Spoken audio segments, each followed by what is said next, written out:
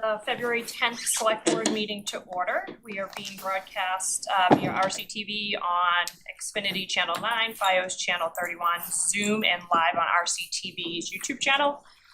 I'll have everyone stand for the Pledge of Allegiance, please. I pledge allegiance to the flag of the United States of America and to the republic for which it stands, one nation, under God, indivisible, with liberty and justice for all. Thank you.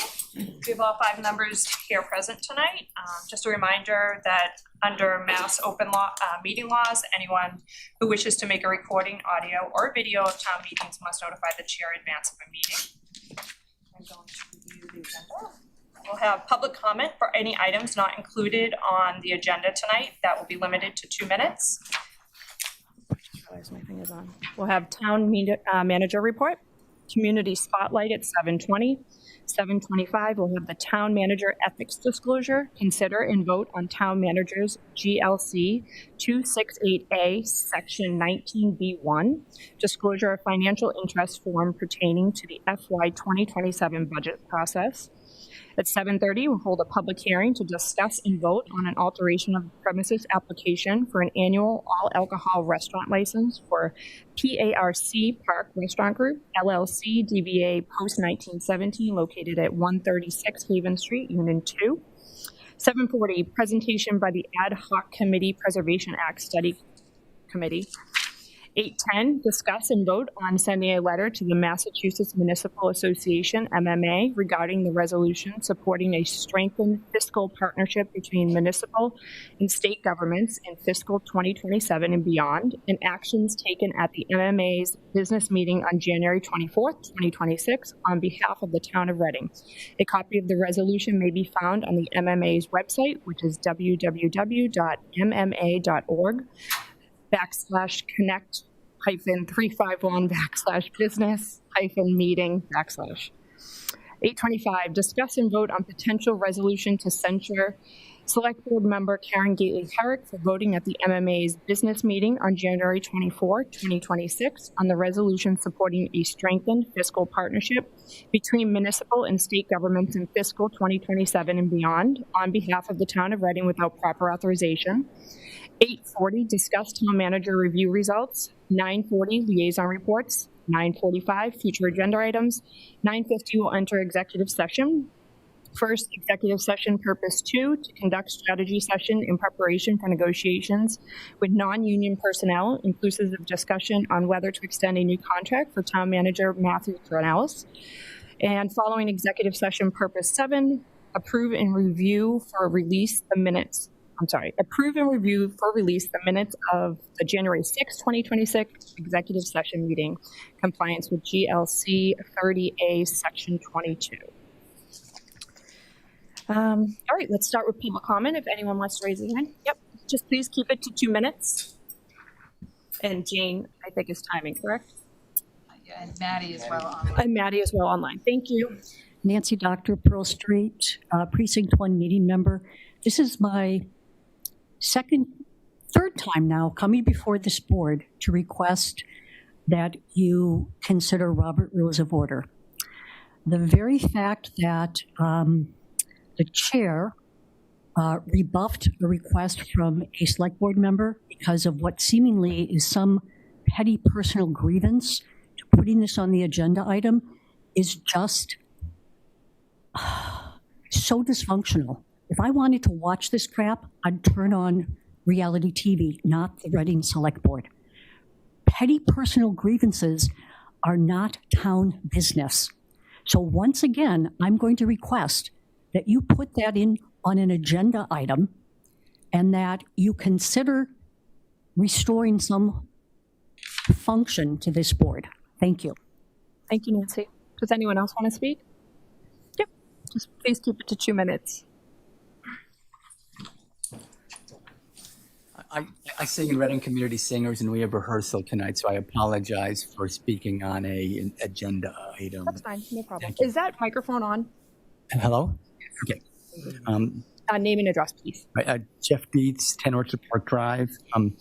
The Massachusetts Municipal Association is a professional trade association for municipal officials of Massachusetts that bring local leaders together to develop and advocate for shared policy goals, share information and best practices, and work together to increase the efficiency and effectiveness of municipal service delivery that I think we're all interested in. In short, the MMA is the voice of the cities and towns in Massachusetts. They have policy committees in the areas of energy and the environment, fiscal affairs, municipal and regional administration, personnel and labor relations, public works, transportation, and public utilities. I want to thank and applaud Karen Herrick for participating and seizing the opportunity to learn what other towns and cities are doing to address the challenges they face in these areas. No performative outrage, no airing of petty grievances, no personal smear campaigns, just serving constituents. Thank you. Thank you. Anyone else? Yep. Just keep it to 2 minutes and name and address, please.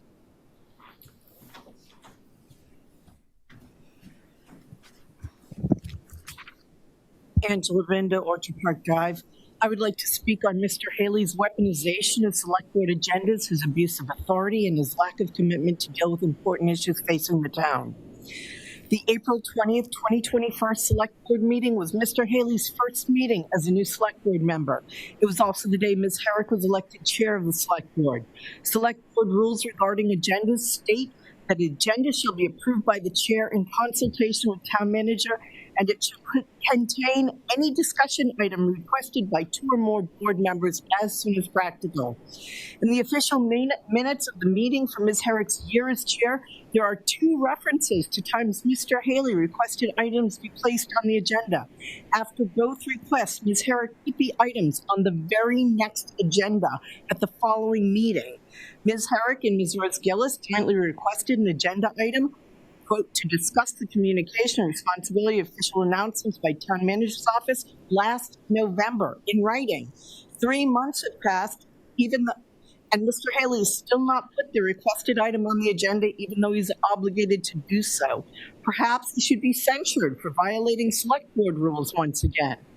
Perhaps Mr. Haley does not want to have a discussion on communication and official announcements, as he has been criticized for posting town news and communications, which he receives as select board chair, on his personal blog, The Reading Recap, before other town officials have been informed of the information. They say all politics is local, and Mr. Haley sure makes that true, using the select board agenda to air grievances, exact revenge, waste town resources, and delay real select board work. How long might it be before we all come to town hall for meeting and see that the building has been renamed the Christopher Haley Reading Town Hall? Thank you. Thank you. Does anyone else want to speak? I just have a procedural question. Can you just come there, please? Thank you. Just a procedural question. Will public comment be allowed before each agenda item later on this evening? After each agenda item. After. Yep. Okay. In that case, I'd like to speak now. I'm sorry, say that. In that case, I'd like to speak now. Yes, no problem. Just name, address, 2 minutes, please. Vanessa Alvarado, Mount Vernon Street. Chair Chris Haley and member Carlo Bacci have a long and aggressive history of attacking Karen Hook. We've seen this for policy disagreements, which should be handled professionally but aren't, but also for personal grudges. They attack her for simply existing on this board, from typing too loudly to clicking open a pen. Nothing is too petty for them to complain about. That Chris has chosen to attack Karen tonight isn't a surprise, given it's a local election season. He's abusing his power as chair to criticize Karen because she is up for re-election on April 7th. By the way, for those of you watching at home, do mark your calendars. So what did Karen Herrick do that was so egregious? She participated in a state-level discussion on a policy issue. She followed proper protocols. She asked for permission from that state-level committee to vote, and they approved of her participation. Chris is throwing a tantrum because he disagrees with Karen on a policy issue. But instead of debating the issue itself, he is using his significant power as chair to attack her in an effort to smear her before she's up for re-election. This is the drama and theatrics we've come to expect from Chris. And we've seen how Carter speaks to Karen in meetings. His hatred of her is no secret. Melissa, in your campaign announcement, you said, and I quote, "I have promoted moderation to restore balance in our select board. by encouraging common sense thinking and a willingness to listen and compromise. End quote. So I asked, are you going to participate in this ridiculous agenda item?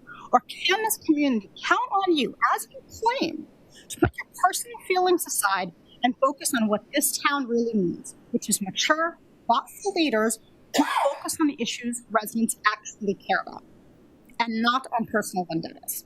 I hope your actions tonight align with what you promised this community. Thank you, Vanessa. Anyone else like to speak in the room? Maddie, do we have anyone online? I don't see any hands raised on Zoom. Great, thank you. We are going to move on to our town manager report, please. Okay, thank you, Madam Chair. So some quick updates on the major projects in town, some really good news. So Killam is now at 90% design. We submitted the design to the MSBA for feedback, which is our requirement to do that. We look forward to their feedback on the design. And we are still substantially under budget on this project. So we're on time, under budget, 90% designed, so making great progress there. The other major project going on is ReCal. Construction bids came in just last week. Very favorable, about $3 million under budget, which is another great sign. Things are maybe starting to turn in our direction on some of these prices. The project remains on time, and so both major projects in town on time, under budget at this time. We want to keep it that way because that's the way we like it. Home rule petitions. As you know, town meeting passed a home rule petition, or passed the charter changes and senior tax exemption changes, and you passed instruction to have me draft and submit to the legislature home rule petitions, which is the next step in that process. I have done that. That's been submitted to the legislature on both issues. I've been in contact with the legislative representatives. They're going to keep me informed on the progress. I think they should go well. They're relatively usual measures that they deal with all the time. But if anything changes, I will certainly let you know. As I mentioned last meeting, we had a financial policy workshop coming up. We've now had that policy workshop. That was with the Division of Local Services. We actually hosted that at the Reading Memorial Library, the Reading Public Library, just about a week or so ago. We had a very good turnout, not just from Reading, but from other towns as well. The state led the discussion. I think it was very informative. I think one of the big takeaways is that we do have a big head start with a lot of our policies. There's obviously room for improvement and changes. So we're going to, regarding town staff and FinCom, look through some of their draft policies, some of the templates they shared, and see if there's anything we could do better or different. I think it's a good thing to look at those policies every few years and also hear what other towns are doing, what works. And so there was a good discussion there. A lot of the board members were there. So a good discussion of what goes on in other towns and how we stay in good stead with the state. And a lot of you know also, I filed a letter back in September with the MWRA Advisory Board Executive Committee regarding our entrance fee reimbursement. We had another meeting with them this week. Currently, they're not taking our request favorably. I got a letter today, saying that they voted against it at this point. So we are going to continue the fight and the discussion. I think at a future select board meeting, we'll be discussing it again. I've already discussed it with town council and let her know what's going on, and she's working on a few avenues for us. We'll have more of that coming in the future. So it is disappointing, but we really did give it quite an effort throughout this process, and we'll continue to do that because we really feel that it's unfair what they were charging us, in other towns sort of got a free pass. And that's what I have for an update. Great. Jane, do you have anything you wanted to add? Thank you, Madam Chair. Just briefly, Katie Gabriello and I have been on our fantastic, highly entertaining roadshow to all of the boards, committees, and commissions. Not all, but a number of them. So far we've been to Historical, Housing Authority, School Committee, Council on Aging, Recreation Committee, CPDC, and the Finance Committee. Last night we had Council on Aging, Recreation, and CPDC all the same night. So it was the marathon session We're getting a lot of great feedback from the boards, committees, and commissions. And as I've said to all of them, and I'll repeat again, there is no monopoly on good ideas. So we're launching also a survey, and so that the public can give us their feedback as well. And then we'll bring that back to you with more information. Thank you. Matt, do we have a community spotlight? I do. Thank you, Madam Chair. So I wanted to spotlight 2 employees tonight that will be retiring, longstanding employees with the fire department. First, Lieutenant David Robichaud. He transferred to Reading back in August of 1994, so he's been with us about 31 years.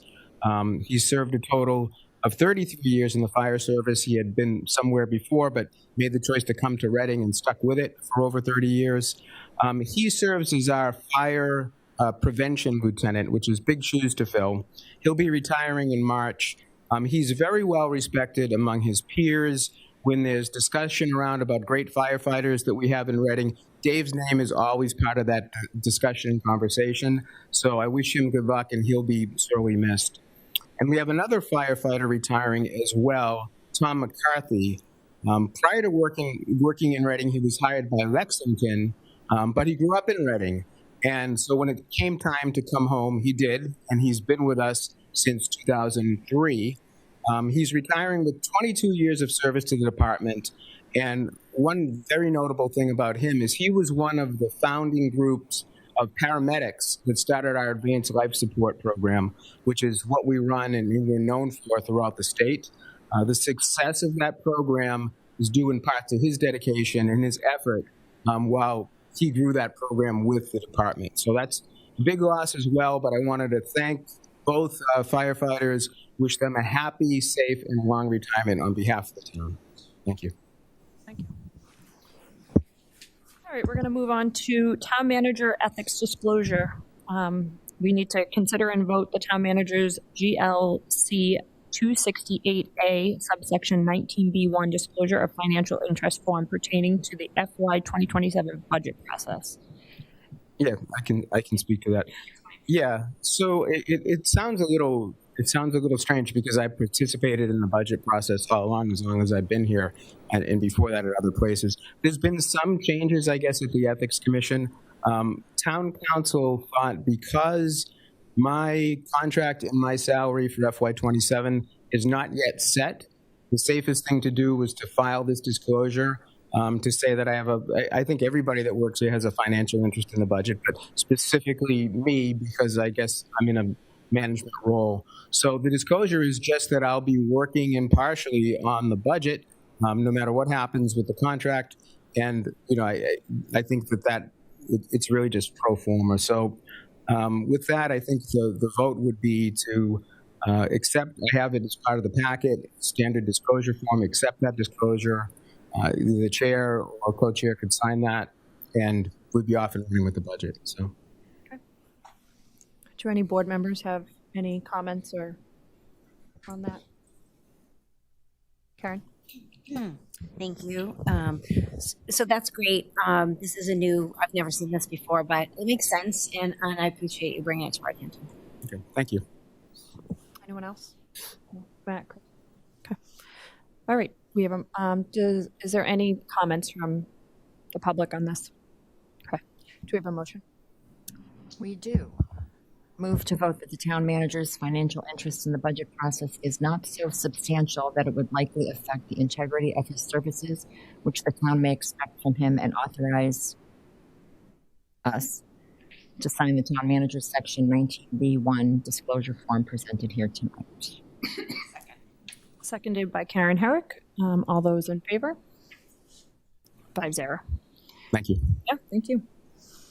7:30, we're going to open public hearing to discuss and vote on an alteration of premises application for an annual all alcohol restaurant license for Park Restaurant Group LLC DBA post 1917, located at 136 Haven Street, Unit 2. I think you have a motion, Karen, for the public hearing. I do. So many. To the inhabitants of the town of Reading, please take notice that the Select Board of the town of Reading will hold a public hearing on Tuesday, February 10th, 2026 at 7 p.m. in the Select Board meeting room at Town Hall, 16 Lowell Street, Reading, Mass. or also available remotely on Zoom to act on an alteration of premises application for an annual all alcohol restaurant license located at 136 Haven Street, Unit 2, Reading, Mass. For Park Restaurant Group LLC, DBA Post 1917. A copy of the proposed documents regarding this topic will be in the Select Board packet on the website at www.readingma.gov. All interested parties are invited to attend the hearing in person or remotely via Zoom, or may submit their comments in writing or by email prior to 6 p.m. on February 10, 2026 to town manager at readingma.gov by order of Matthew A. Cornelis, Esquire, town manager. Great. Jason, you want to come up to the podium?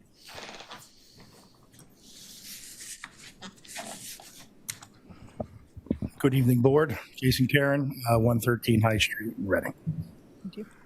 So we are adding the space next door, 144 Haven Street, was DiBiase's office while they were building, and then real estate, and then kind of through construction. We're adding 2 private dining rooms, which I think I was just saying, now Reading can stay in Reading. Anything can come to us. You know, we can do the parties. I'm very excited about that. We're cutting through, so there's multiple exits, entrances. It's very easy. And, you know, we're very excited about it. That's great. Any board members have any questions or comments for Jason? Oh, Carlo? So, well, you said private. Will it be overflow for? On certain holidays and Saturdays, yeah. Larger parties, just to make it easier for our dining room's a little small. What do you expect the capacity to be for the addition? I think it is 56 total. And will there be a bar on that side? Or No, it's just bar staying where it is, just dining room. Yeah. Great. Anyone else? Karen? Nice to see you again here. Nice to see you. You just sold the house across the street from me. Nice job. I saw your name on it. I said, I know her. So I'm going to say that I'm going to interpret that means business is good, and I appreciate your investment and your continued investment in Reading, and thank you. I appreciate that. Thank you. Chris? Thanks, Melissa. And thank you, Jason. Thank you for expanding next door. Like you mentioned, the increase in business and people can actually stay in Reading. I guess my question for this is somewhat related to that. If you're going to be selling a lot more extra food, obviously, next door. Correct. Do you have a take on a potential increase in the meals tax? If you, how do you feel about that in your new customers that would be going there? I mean, if it's necessary and needed, we were having a conversation outside. I would love to see where that goes, but I'm not really opposed to it. It's a small increase. I think it's smart to do small increases, so I think we would be able to adjust, and I don't think it would be a big noticeable item. Thank you. All right. Well, thank you, Jason. I love the post, and it's great how successful you guys have been. It's I appreciate that. And it's great that you're able to expand. So thank you. So I think we need to close the hearing, and then I can ask for public comment. Move to close the public hearing regarding the alteration of premises application for an annual all alcohol restaurant liquor license for Park Restaurant Group LLC, DBA Post 1917. Seconded by Karen Herrick. All those in favor of closing? 5-0. I'm going to open it to public comment. If anyone has a comment here in the room, they can come up to the podium. Or anyone online, Maddie? Nobody online. Great. So do we have a motion for? Move to approve the alteration of premises application for an annual all alcohol restaurant liquor license for Park Restaurant Group, LLC, DBA Post 1917, located at 136 Haven Street, Unit 2. Second. Seconded by Chris Haley. And all those in favor? Discussion. Any discussion? I'm sorry. Any discussion? All those in favor? Oh, I apologize. I thought you already spoke. I forgot what I wanted to ask. This is a procedural question. This stops here. It doesn't go to the ABCC, correct? We approve this, it's done. I believe it is. There may be a filing just to let the ABC have notice, but I think we're the governing body on the liquor license, so the authoritative response is through us. They may need notice of it, and there may be some notice requirement. You don't need approval from them, I don't think. No, you approve it, we just pay a filing fee. I'll That's make it. sure. All right, thanks. Any other discussion? Okay, we have It already got seconded. Chris seconded, all those in favor? 5-0, thank you. Thank you. Can I ask one question, or do I have to leave?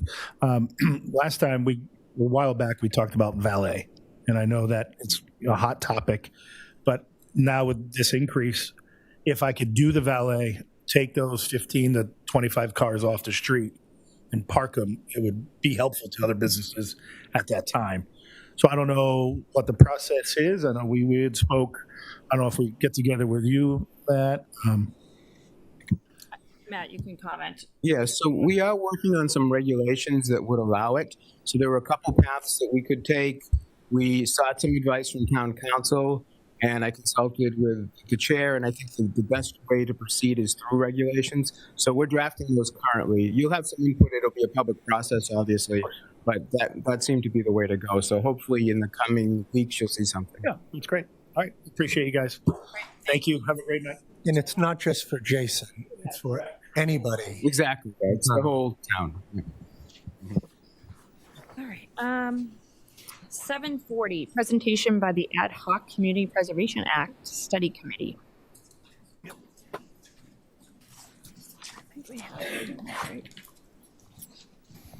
Hello, thank you. So we, I believe I actually need to call the CPA study committee to order. Manny, do we have, I guess the people who could be on Zoom would be, there's no one, okay. All right, cool. Well, in that case, so yes, we have, looking around, we have Carlo, Sarah, Martha, Sandy, and myself are here from the CPA study committee. So thanks for having us here. So let's get started. This is a refresher for you all. You convened our committee. You know something about what the CPA is. But for anyone who is unfamiliar, it is a Massachusetts law that permits communities to levy a small property tax surcharge that can only be used for specific community preservation related topics.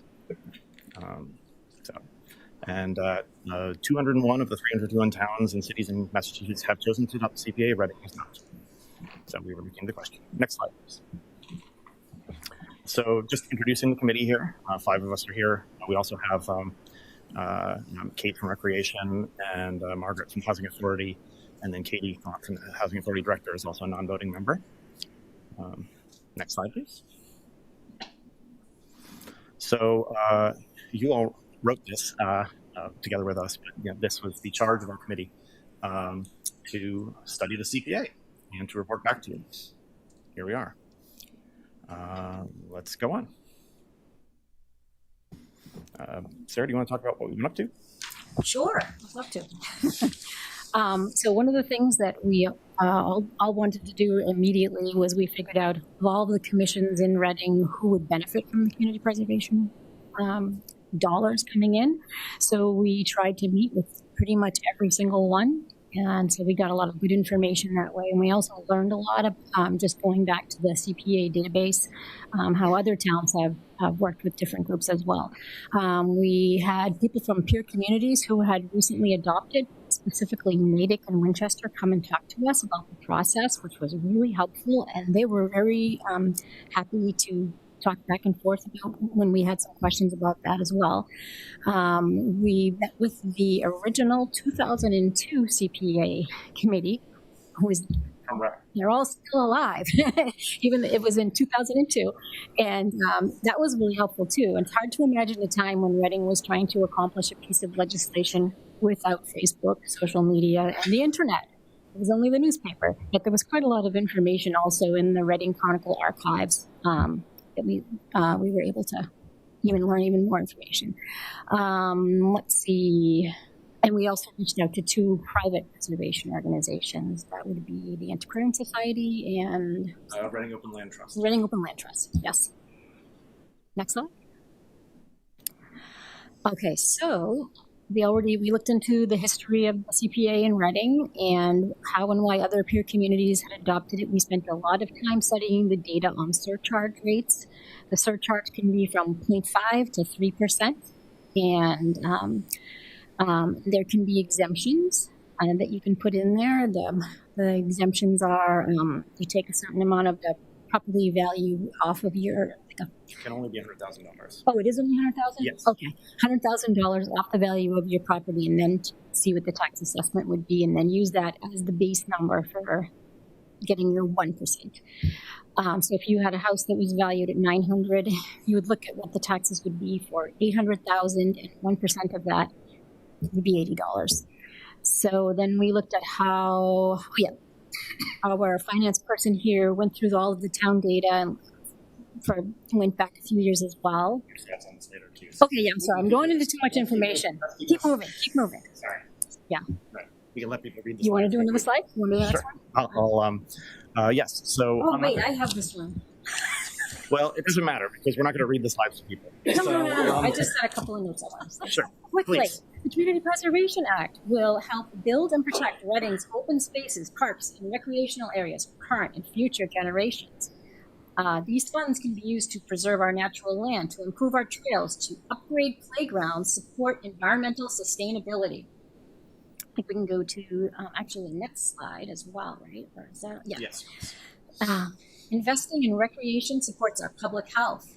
It makes Reading a more desirable community. It improves our well-being. Well-maintained open spaces increase property values, attract families, and make Reading a very vibrant place to live.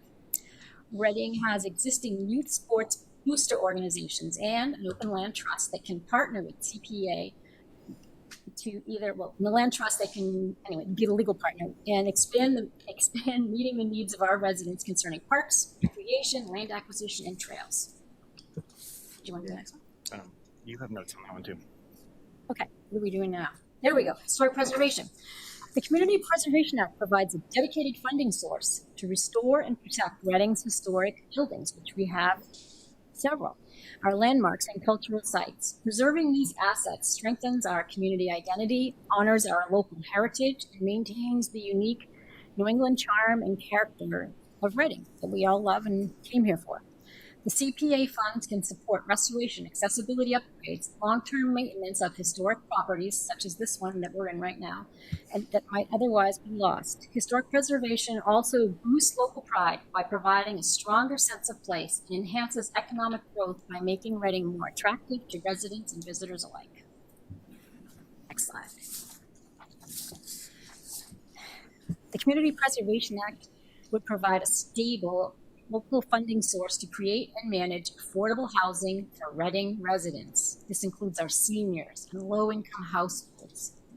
CPA funds can be used to build new units, rehabilitate existing units, develop partnerships with nonprofit housing organizations, and also allows us to partner with other financing options such as matching funds, federal funds, state funds, and grant monies that we're currently not able to access. Building affordable housing through CPA funds will help residents stay in the community where they grew up in, preventing displacement, and for employees to live in the communities where they work. Strong affordable housing supports our local employers. It strengthens the local economy and keeps Reading a diverse, welcoming town. Next slide, please. So, Sarah was alluding to this a moment ago, but one of the things that we did was to try to look into the actual numbers. How much money would adopting the CPA raise for Reading, and how much would it cost the taxpayers? So, with respect to that first question, our town assessor, Victor, graciously provided me with spreadsheets, the complete property values of the entire town, which I was able to use to compute what the CPA surcharge and revenue would have been using fiscal year 25 property values, and assuming a CPA surcharge rate of 1%, which is what we were going to recommend, and with the exemption for the first $100,000 of property value that Sarah mentioned. I'm going to preempt a question, by the way. The law that created the CPA establishes that $100,000 option. We can't make it anything different. $100,000 was a significant fraction of a house's value in 2002, and it is not such a significant fraction now. Feel free to take that up with our state delegation when you get the chance. So yes, and the state match there is based on I think I might have actually extended this to the last 10 years based on advice. The last 5 years is actually more favorable, 27% average, but wanted to do a more representative 10-year sample there. So as you can see, it would raise about $1 million, counting the 25% state match. Basically, all of that would come from residential property because we don't have very much commercial and industrial property in Reading. The difference between including commercial and not is just about $64,000, including the match. Next slide. How much would it cost? Again, at the single-family residential, this is looking at single-family residential homes. It's not looking at commercial properties. It's not looking at apartments or anything like that.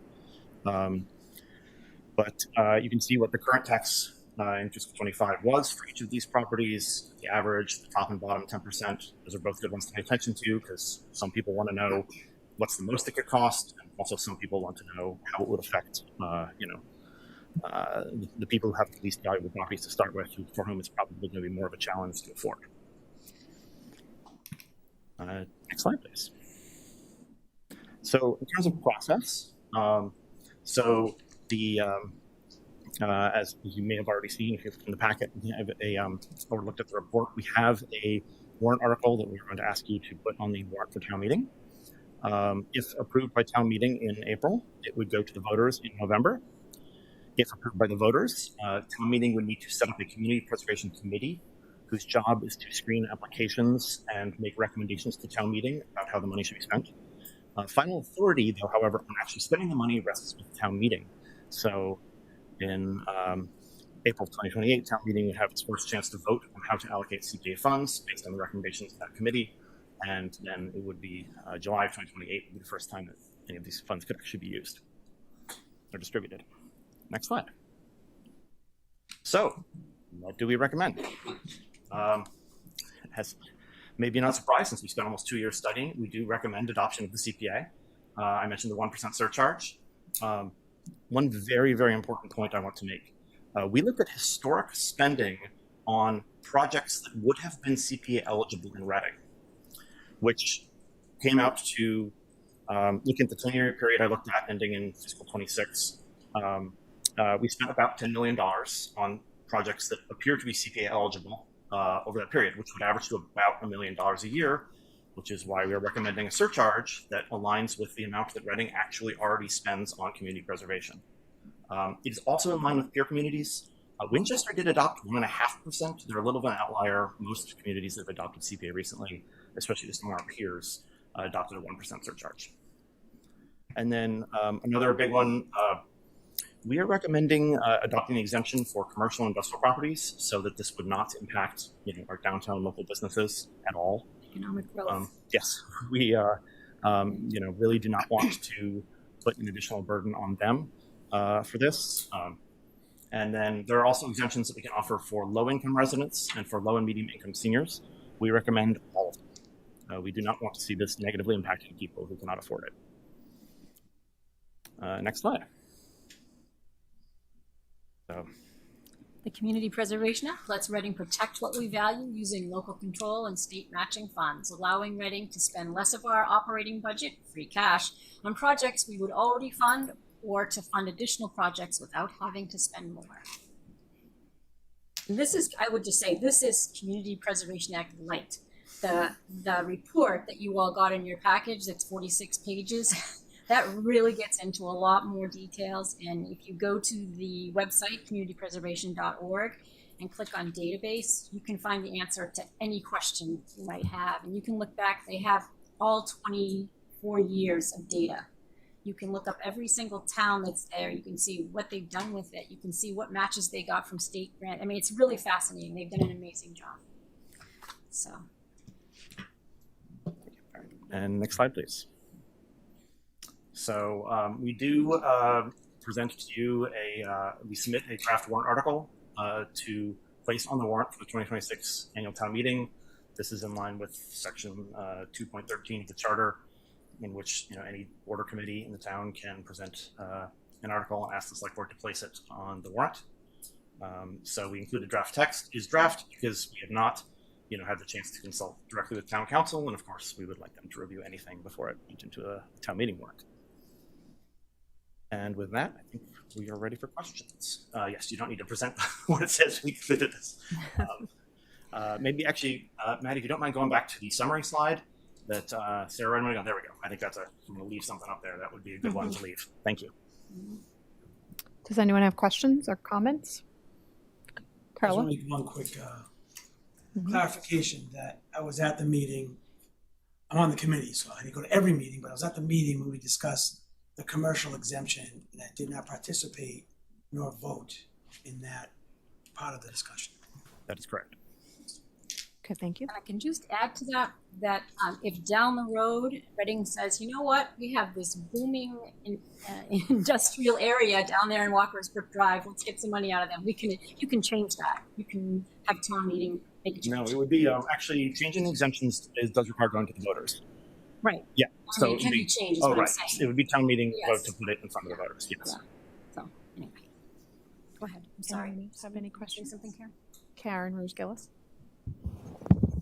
I just wanted to say thank you very much for your time. I saw a lot of the presentations, and thank you for including all the details in our packet, because some of the questions I had, I've already answered, but I'm really looking forward to this getting in place and taking money from operating and putting it over here, and I think it's great. Thank you so much for your work. It's thankless. Karen? Thank you. I also like to say you guys have done an amazing job. I've been hoping that we could bring this to Reading since I was on the finance committee in the mid-teens, and Mark Doxer as well. And I can't tell you how much I appreciate the depth and the effort that you've put into this. And it's very well and very clearly presented, and you guys have been literally all over town. So thank you so much for taking this on. I'm wondering do you have any idea what kind of contribution we're losing by not including commercial and industrial? Have you? I think it was 63,000. Yes. So it's by contribution. Do you mean the amount of funds raised or the amount of state match that we would be missing out on? Both, I guess. Okay. Yes. Go back a couple slides. Oh, I missed it. I'm sorry. Yeah. It's all good. We can put it up real quick. Thank you. One more, please. I knew that. I was just going to test you. The middle row there. So it would be a collection at the 1%. I see. Thank you. And we would be exempting. Here, I assumed exempting the first $100,000 of commercial property value as well. It's hypothetical. Okay. So that's where that came from. Okay. Well, I'm looking forward to having a discussion. It's spring town meeting, right? So yeah, that would be great. And thank you again for all this hard work. The entire community, amazing. Thank you, Carla. Thanks, Melissa, and thanks, Joe and Sarah. I know that, Maddie, if you could just put back page 93 real quick, the summary at the end. I know that as soon as I mention that to you, you're going to know exactly what I'm going to focus on this slide in the very misleading text that is written up there. There is no state matching funds, because if we're getting $1 million, they're not giving us $1 million, correct? Oh, this is an interesting discussion. Somebody else was saying how they assume matching means dollar to dollar. It's a match, but it's like, I guess it's a contribution. Mm-hmm. So it's not really a full match. It's a portion or percentage. It's a match which varies year to year. The percentage has not been 100% since the 6th or 7th year of the CPA. Mm-hmm. Early on, when there were very few communities in the CPA, the money was split far fewer ways. At this point, adding more communities doesn't really split it further. There's not a big difference between 196 and 201. But yes, the matching funds are collected from a dedicated source, which is a fee that's collected for every transaction at the Registry of Deeds. And that is that varies based on the number of real estate transactions in a given year, which in turn tracks interest rates pretty closely.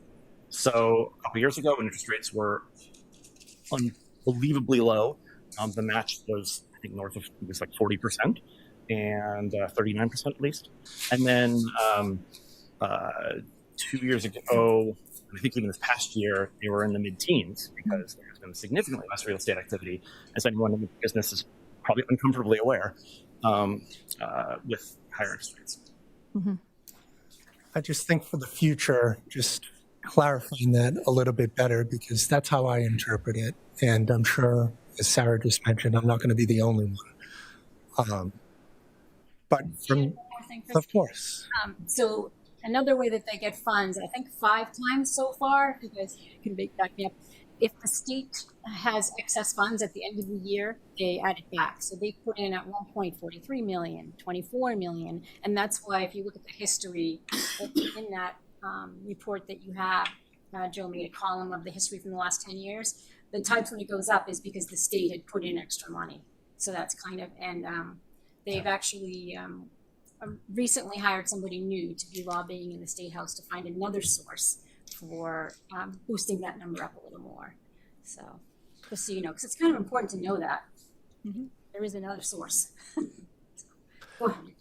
Yeah, so I'm still the same that I was a couple years back when this was presented. And you know that I've said multiple times, regardless of any taxes or any scenarios that have ever been proposed here, is that I know for me, I'm going to be able to afford it.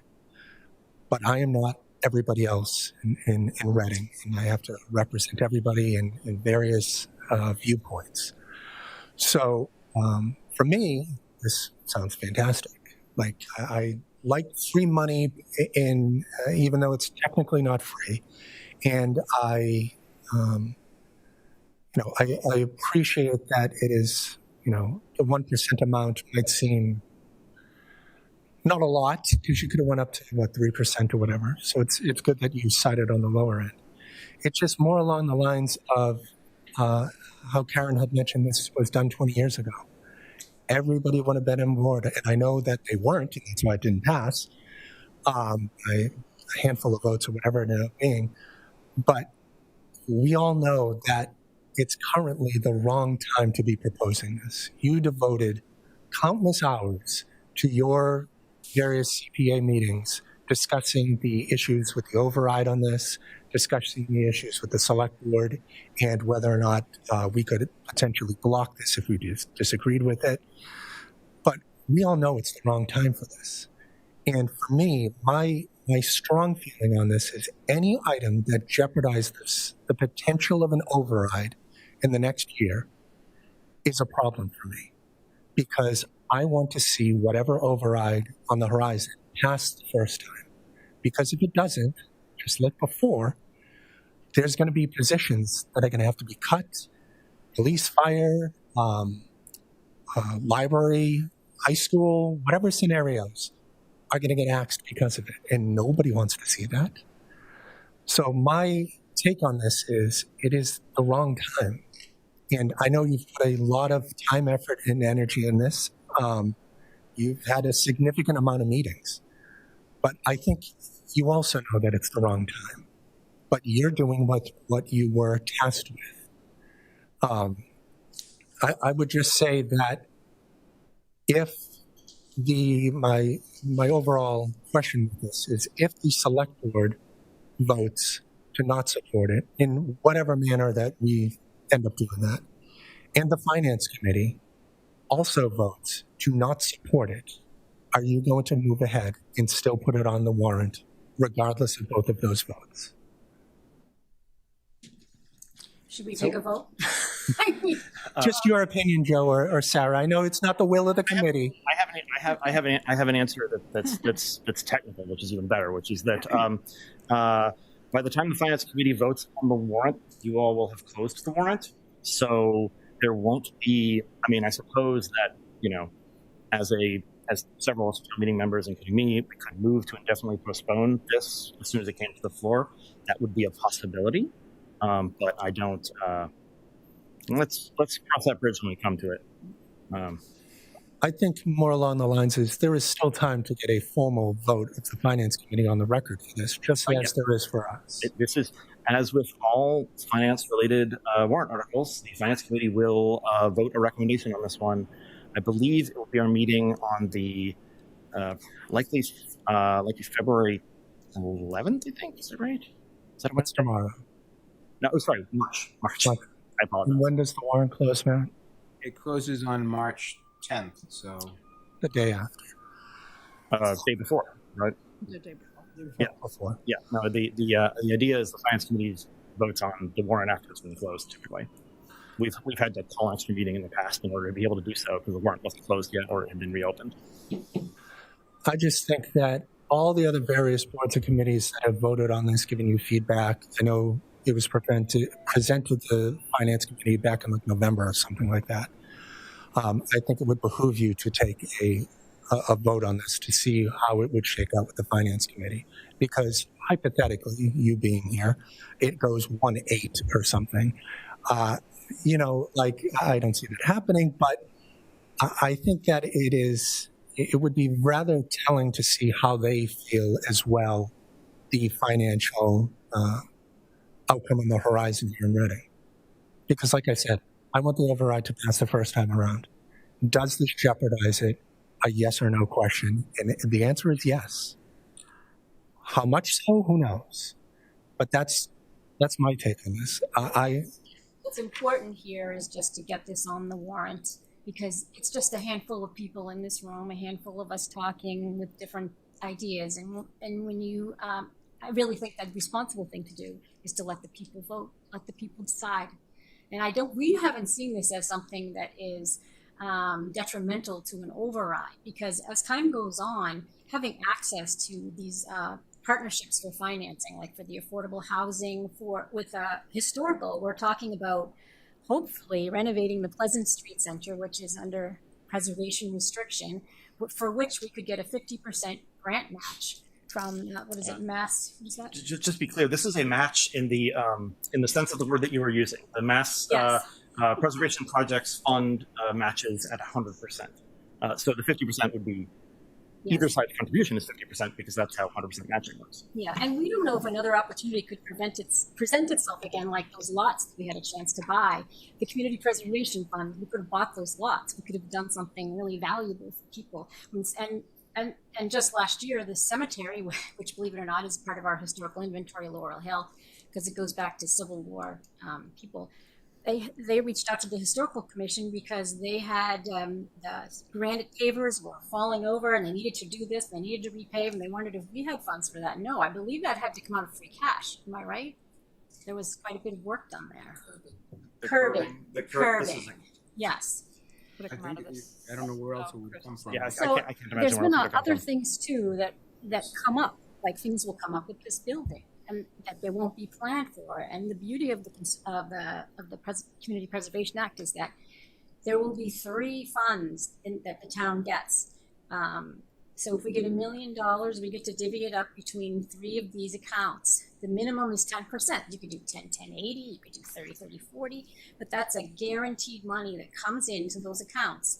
And then the people and town staff that are on the committee and any person would be able to submit an application for a Community Preservation Act project. Like the mums who wanted a splash pad years ago that were a circulating thing. They could put in a thing and the funds are there. And these are the things that people want. And these are the things that cause a lot of disgruntled feelings.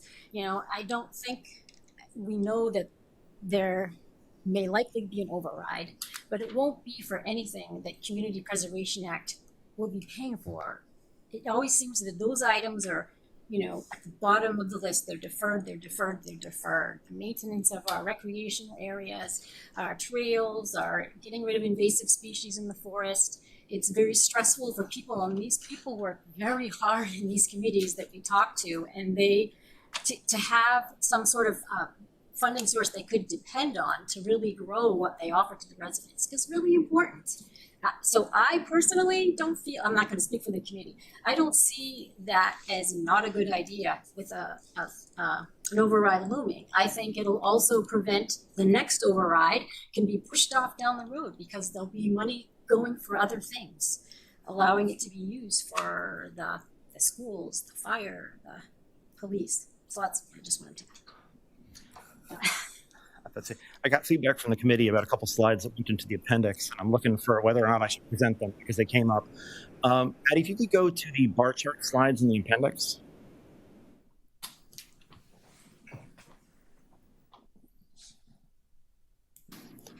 needless to say, we did anticipate this question, and and then the one after this one is, of course, the one we're talking about here. Yes. So, just so now, disclaimer: as I understand the process, it is the select board that decides to put forward an override, and so if the CPA were on the ballot, the select board could put on as large an override as it otherwise would have. However, given that Reading spends about $1 million a year, typically right now from the capital part of the operating budget, on projects that would be CPA eligible, we could, as a community, choose to adopt the CPA and a smaller override at the same time, in which case we, the taxpayers, would be paying, so this is a hypothetical $5 million override. I know enough from FinCom to know that it might be more than that, but work with me here because nice round numbers. And yes, so then it's a question of, do the taxpayers pay $5 million, or do the taxpayers pay $4.8 million and the state pays $200,000? It's not a huge difference, but I would certainly take it as a taxpayer. So it does not have to be on top of, it can be in concert with an override if that is what the select board chooses to do. I think that putting it together is if you want something to fail, that is the quickest way for that option to happen. But that's my opinion, and I could be wrong. Going back to Sarah's prior point about the stemming off the next override, I agree with you with that a lot of this money would be spent on other things that would prevent that from happening in the future. Not completely, but to a point. So I agree with that. I just know that the fastest way for something is how you mentioned that the best option is to just go ahead and put it on the ballot and let everybody decide. And that is the same thing that we did, the Finance Committee, and every single other board and committee in this town did for the Killam and Recal project. And not a single person said anything regarding to how are we going to pay for the operating budget for those. Nobody said it. And we still don't know what the number is going to be for those. And we put ourselves in a position that I don't want to see us putting ourselves in further positions. So that's my take on why I would be, if given the opportunity, voting against this. But as you clearly outlined, that it does not matter that I'm against it. It's going on regardless. I just think it would behoove you to take an official vote of the select board as well as the Finance Committee and just see. And perhaps you get 9-0 Finance Committee, and so be it. So that's my feedback. Thank you, guys. I appreciate it. I appreciate the presentation tonight and all the hard work you've put into this. I know it's been a long time coming. And, you know, I've done a lot of research on the CPA. When I was running for election, I wanted to learn more about it. So, you know, I really dug in a little bit on it. And when it started in 2000, it was a fantastic program. It was a 100% match. I mean, anyone that jumped in at that time really made out well those communities. I am concerned that we're piggybacking on 2 debt exclusions, the looming override. I mean, the debt exclusions, I think, on an average house, both will cost about $1,000 to an average homeowner. I did quick math. I think if we were looking at a $5 million override, we're looking at about another $1,000 per homeowner. And I understand that we're saying average was about $98 for just crushing people, I think. And that's my biggest concern. I think it is a great program. I just don't know that it's right now for Reading, unfortunately. I did have a quick question. Can we go back to Maddie? Do you mind pulling up the chart that had the match on it? I don't know what page it is. I apologize. Actually, I might. That's I think wrong. it's 90. Back one more, or Yeah. That was back 2 more. There we go. So the state match there is 24.9%, but I know that you said that was an average, correct? Because so the current match right now is 16.9%, I believe. Yes, it has gone all the way from 39% is the highest in the last 10 years, and I think I should know this off the top of my head, whether it's 14 or 16, but it's in the mid-teens. It's a 14. 16. Yeah, I look, it's 16.9 for FY26. Yeah. So, I mean, that's lower than 195,000. I don't know the You can do the math. It's 16 is 2/3 of 24. So you're looking at 2/3 of that number, which would be 100 and You're going to get 30 something. Yeah. So thank you. About 130,000. It's about $130,000 instead of $200,000. And so, and so my concern is that yes, it would be not really nice to have this money for the smaller projects that definitely get pushed down on the capital budget, and those projects are the more like wants versus needs. But we also heard, and I listened to your FinCom meeting, got the recap from that DLS meeting, and that was one of the things they praised Reading about so much, is that we do such a good job with planning appropriately for capital projects, and those are the needs. So right now, I think we need to focus on the needs when we have 2 debt exclusions, an override coming, that I'm just afraid this is a want and not a need. And I'm not saying we don't bring it to the voters and let them decide. I know you guys have put a lot of work into this. I just don't think it's something I can support right now, just because I feel like we're piling on and we're hearing people can't afford it, people can't afford it, people can't afford it. And I'm just worried we're going to crush our seniors. We're going to crush the younger generation that wants to move into town and they just can't afford it. So that's my biggest concern on this. But I do appreciate all the hard work. I do think it is good program. I just don't know that it's the right time. Yeah. Sorry. No, thank you. No, I just want to commend my 6 fellow committee members on the amount of work that they did.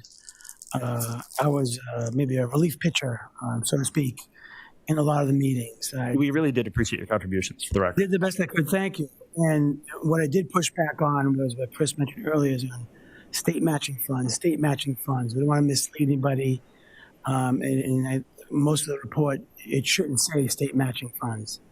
But I did inform the committee at our last meeting, which was last week, that I couldn't have said it better than Melissa, that I support the program, but I was wearing 2 hats the whole time on these almost 2 years. And my CPA hat, it's a great program, but my select board hat, for the reasons I'm not going to repeat that Melissa just said and Chris just said, I just can't support it right now. I commend the work, but $100 may not sound like a lot. $50 may not sound a lot for the more expensive homes and more valued homes, but I just think timing is everything. And so I share with them in advance. I don't want to catch them off guard. And so if it was come to a vote before us, I would vote, unfortunately, no, as my vote. Thank you. Thank you. Go ahead, Karen. One more suggestion for this town meeting discussion.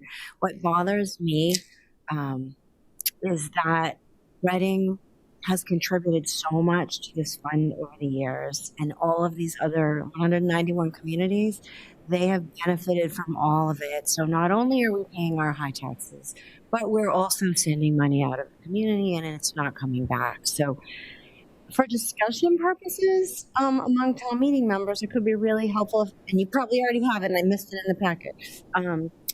How much have we sent out of our community that we've paid to the registry? Did we, I don't know if you've looked at that. I don't remember off the top of my head, but I know that I computed it and put it in the report. Yeah. So I'd have to look at the report again to remember what it was. Yeah, it would be, and we could look at it going, since the origination of the program, it's going to be millions. That's painful. And going forward, what is the opportunity cost? And I don't disagree with my colleagues.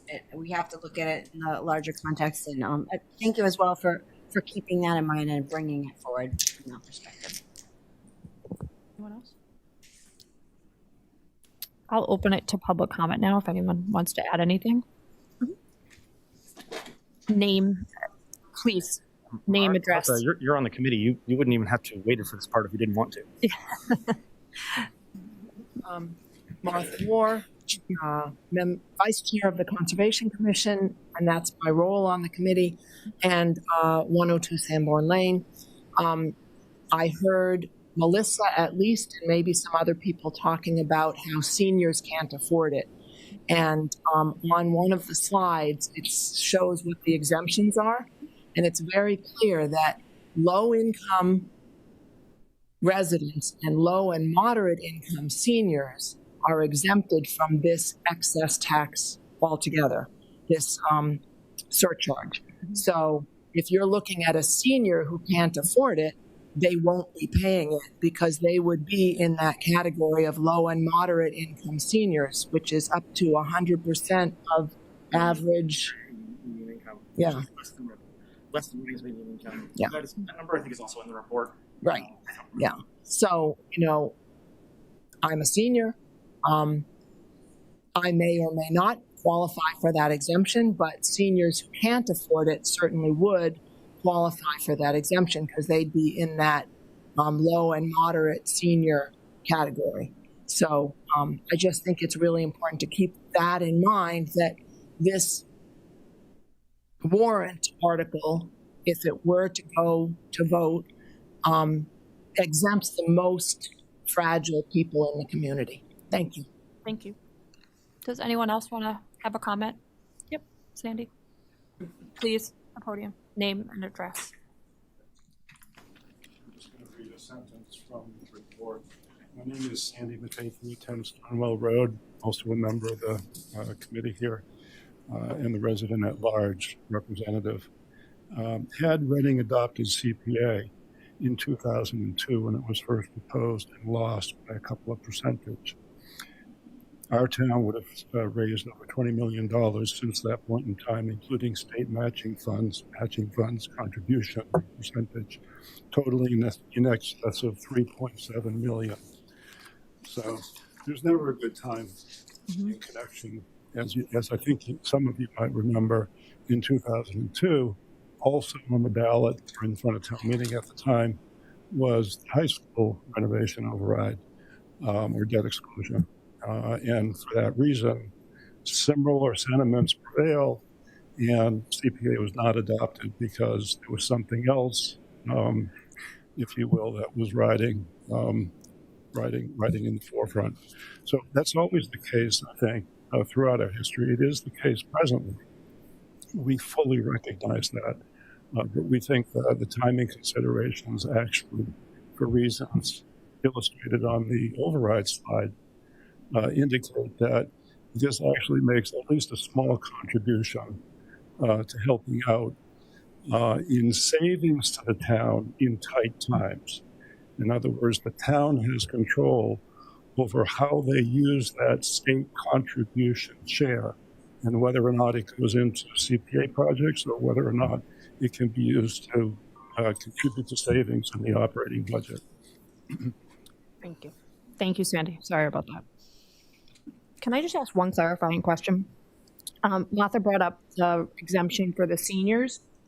If this was voted in, and obviously we would accept that exemption, would it shift the more cost to other homeowners, or does it just still stay at their value? So this is a good, and I think this is a great question because that is one thing that I couldn't model with public data. Okay. Because the appraised value of everyone's house is public information. Yep.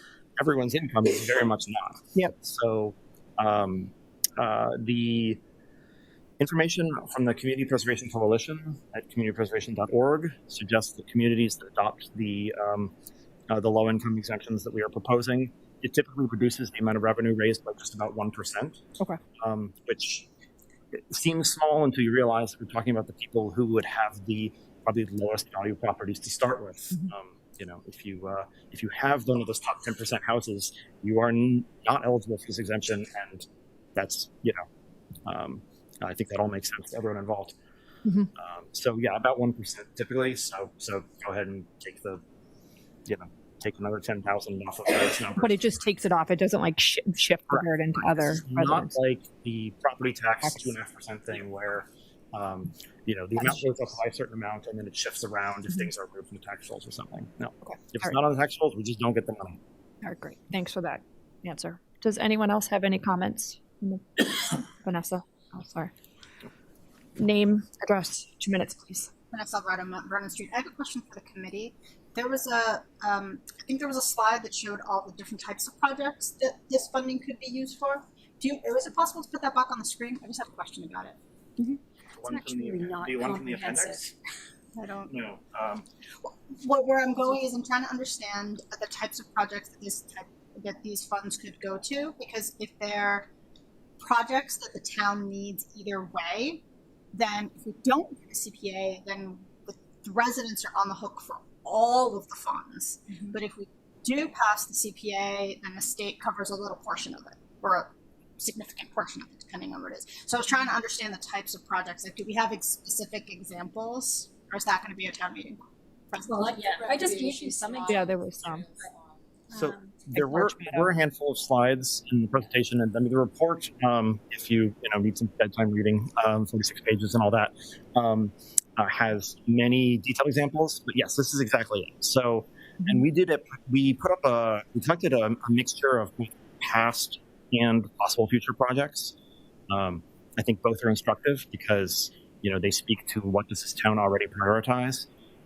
Things like the Grove Street lots, which I mentioned. That's actually how I personally learned about CPA, was when it came up in the discussion at town meeting of the Grove Street lots.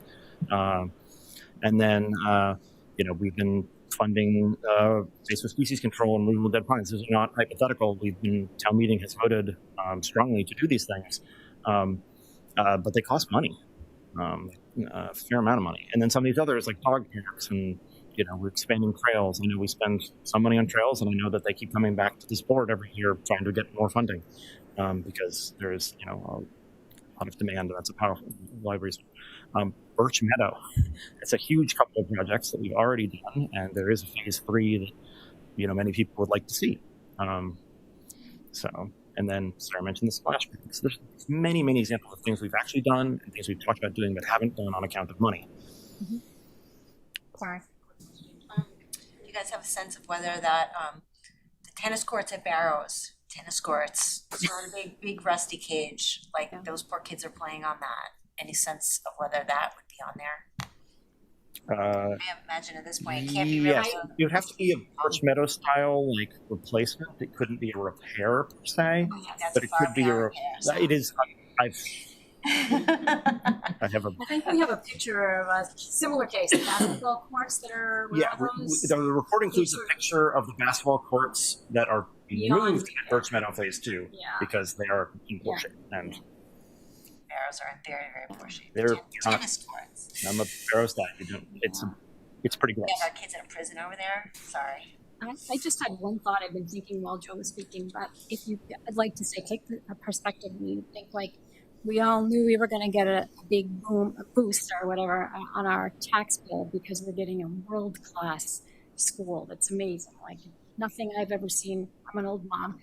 And then we're going to get the senior center, which I get to use, which is amazing. And it has so many things for everybody in the community. So it's like, we know we're getting something amazing. So I feel that this Community Preservation Act works in tandem. It's very small. It's like a little brook compared to the school and the senior center. But this Community Preservation Act is going to help balance out the wonderful schools, the wonderful senior center, and we're also going to keep it up the other part, because otherwise you're going to get people that might come here for the schools and then go somewhere else because there's not a lot of fun things to do right in my own town, or it doesn't have that feeling that you get when you see a town that's been cared for. Go ahead. Karen, go ahead. I think the language that is missing is that this kind of funding is more for the quality of life in Reading as opposed to the needs of Reading. The needs are never going to go away and they're never going to get smaller. And I think when I was running last year, I had comments from a lot of people about the quality of life, whether it be just a bench someplace or a tree or something.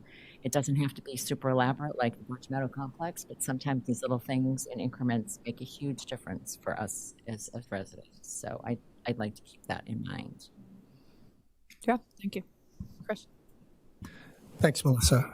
Just two quick follow-ups. On this slide, my fear is that the town is going to still do all of this as well as CPA, not offset that CPA would have done this and then all of this money really didn't actually take place. My fear is they're going to do it anyway. And that's me sitting up here saying they're going to do it anyway. And then my other follow-up is with Martha's question about the senior exemption. So on that slide with the percentages, that with the 24% match scenario, yes, so the 790, 309, does that take into consideration Martha's scenario that you mentioned, or is there another slide that does that? Meaning, does the 790, if we adopt the exemption she mentioned, go down to 750, or? That was the question from Melissa about the impact on this, and so we can't estimate this in advance without knowing what everyone in town makes, which is none of my business. However, the experience of other communities that have adopted this exemption is that it typically reduces the amount raised by about 1%. Just 1%? Yes. It turns out that the low-income residents are not the ones paying taxes on the most valuable properties. Also, they are least likely to be, owners of single-family homes in the first place. But yeah, so the impact is usually about 1%. So you could take 10,000 off of $1 million, or take 8,000 off of 800,000, or however you want to look at it. Thanks. Anyone for public comment?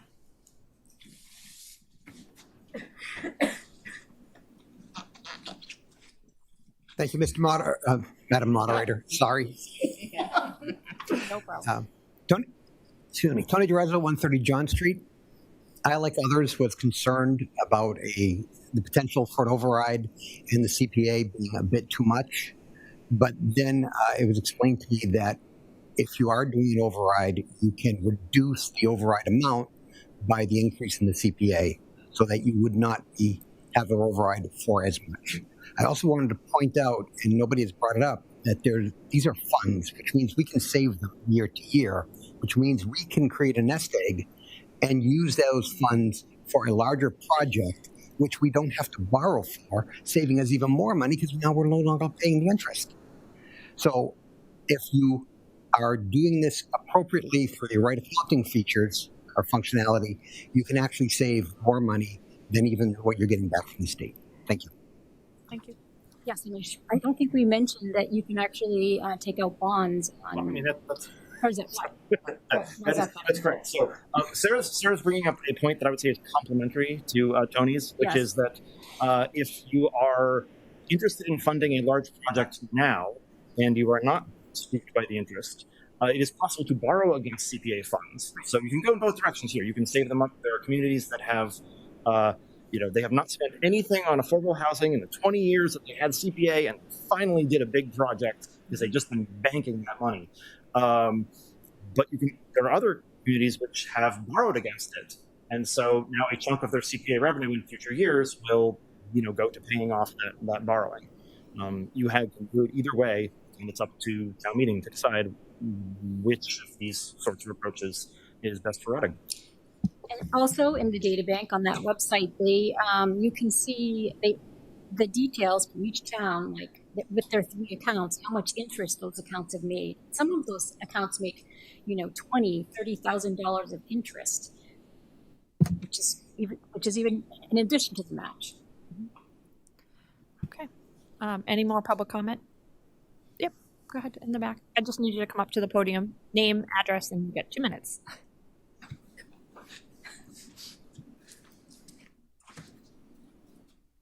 Yeah, Will Finch, 51 Mill Street.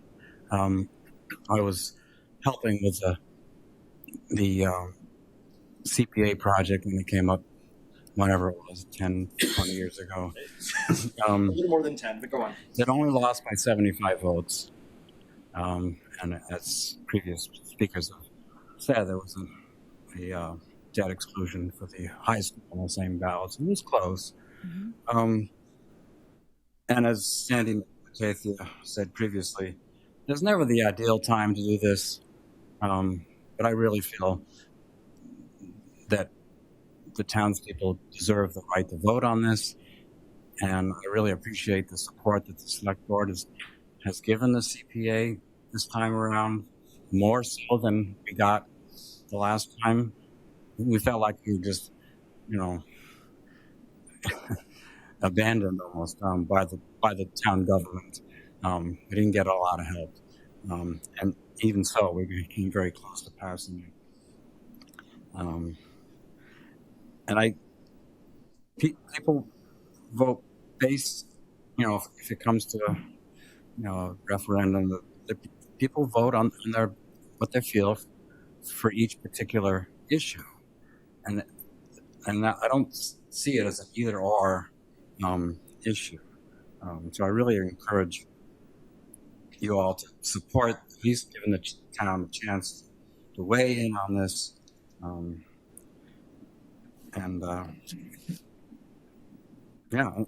as it's previously said, that if we're going to do some of these projects anyways, as I believe Chris was saying, we might as well get a certain match for that work. So, all right, thank you. Thank you very much. Angela?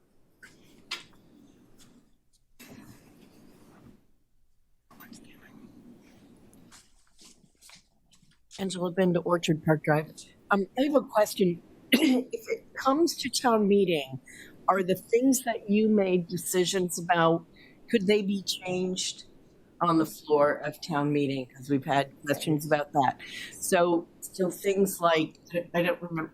If somebody wants to have commercial pay, or But yeah, like if somebody said, you know what, I'm okay with it. I do have a question as to why that was left out and how many other towns have it in.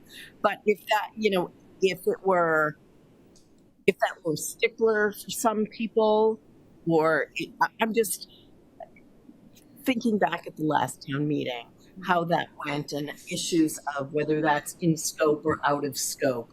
So if somebody, I don't know the number that you put up, but if somebody said, well, I'd like it a little higher, or a little lower, I would say maybe even speak to Mr. Foles about that in advance and let people know whether or not what types of things would be considered in and out, the exemption for commercial properties or the percentage, just so that town meeting might have a feel as to what the rules are before you get there, and you might be able to anticipate what people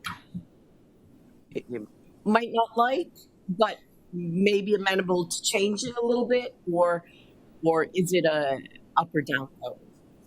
Thank you. Do you know how many other towns have that exemption? Sure. So I'll I think I was looking at the data, unless I misread it. I think we are the only ones that have completely exempted commercial, aren't we? We're not the only ones. It is relatively unusual to exempt commercial property entirely. I mean, Reading is also kind of an outlier in terms of having a very small fraction of property be commercial. So our group, we live here. We know our downtown is struggling, and we just could not. We just couldn't levy an additional hardship on that. While we're in the middle of trying, our economic development seems to be making some progress. Now we got a lot of businesses coming in. So, but town meeting could say, oh, do the $100,000 deductible for commercial, right? Yeah, if they wanted to do that. So to answer the initial question, the warrant article, which is what limits what town meeting can vote on, does not specify the exemptions or rate. We have a suggested motion which does. But motions are what can be amended, not the warrant article. So yes, on the have to be within scope. So. Yes, that's the warrant article, I believe, is structured that way. And if it's not, then I would suggest that we make sure that it is submitted and that the final version that does end up in the warrant does permit town meeting to weigh in on the surcharge amount and the exemptions if it chooses to do so. Great. Just the data she's looking for is in Perfect. Right. Thank you. Just repeating that for the microphone for anyone on Zoom or TV, Martha from the committee was pointing out that the answer to the question in terms of what the warrant article and proposed motion look like are in the report.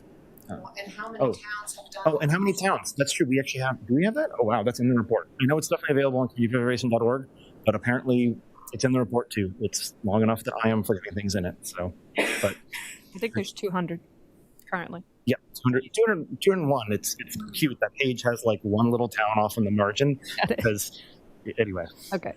Anyone else here in the room or anyone online, Maddie? No one on Zoom. All right. Thank you guys. I appreciate it so much. Thank you so much. Thank you. Thanks.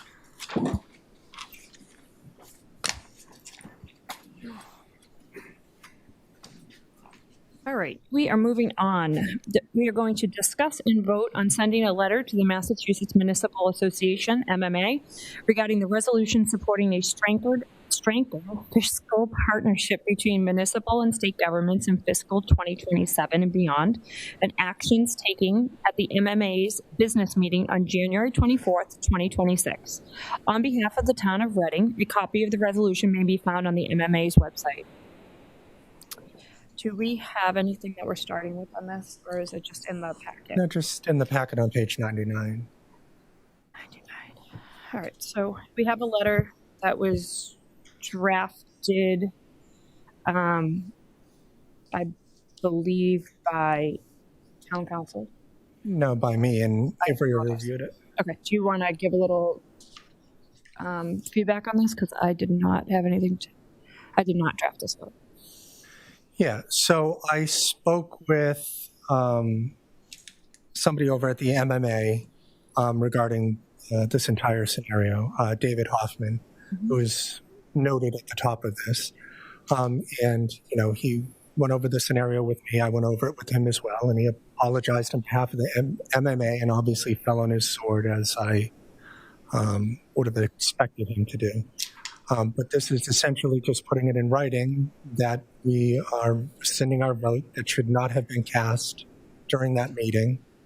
And this is just our formal way of doing that. Okay. Does anyone? Yes. I apologize for the interruption, but yes, several people have simultaneously realized that we failed to adjourn the Community Preservation Act Study Committee. I apologize for that oversight. Thank you to everyone who pointed that out. So yeah, we are adjourned. All right, no worries. Thank you. Now you can go. Does anyone here have any comments for Karen? Yeah, I'd like to, excuse me. I'd like to put up the resolution that was voted on at the 2026 MMA resolution, so we can just kind of go through it. This is a nice opportunity. My statement is in the packet. There was no intention on my part to speak on behalf of the entire select board. I am one select board member. I have been attending these conferences for 4 or 5 years, starting in 2021. I also spend a lot of time attending trainings, leveraging the website information for best practices. And I also have been serving with Dave on the Mass Municipal Fiscal Policy Committee. So Dave is the legislative professional that we hire to work with the towns, including Boston, including Wakefield, including Reading, and I think there are 30 members of this Fiscal Policy Committee. So we depend on Dave and some of the other professional staff at the MMA to talk us through this resolution every year. So I'd like to go through this resolution with the select board members. I don't know that Karen attended this year, her first year. I don't know that any of you have ever attended or have ever had a chance to look at one of these resolutions. I did read this. I'm not sure if the other members do and if we need to go through the whole thing, but I think we should. I think we should talk about it because I think we should talk about what's so disturbing. I think we're getting a little bit off. So wait a minute. So I don't get to speak either. I'm just saying, can we please stick to the agenda item, which is about this? Vote. It was really about the vote. It's about this. It's about the vote. It's about this resolution. I would like to talk. I have the Dignity Index here, which was also handed out at the MMA conference. I would like to talk about what it is that was, or you can ask me questions. I'm not sure that the audience understands that these resolutions including the folks at home that are wondering why we're talking about this tonight, these resolutions are delivered from this organization, which is composed of all 351 communities. All of the select board members are automatically members. Finance committee members can go, or Matt is a member. Everybody's a member. And the reason we join this and the reason we're active is to share best practices, network with our peers, solve common problems, and leverage our collective voices to advise the governor and the legislature on the help that we need. And you'll notice the word partnership. So if we take a look at these individual items, they're about what are the things that the Massachusetts communities, large and small, need? Well, they need money. So every year, this fiscal resolution says, please give us more money for roads, please give us more money for schools, and please give us more money for what's called UGA.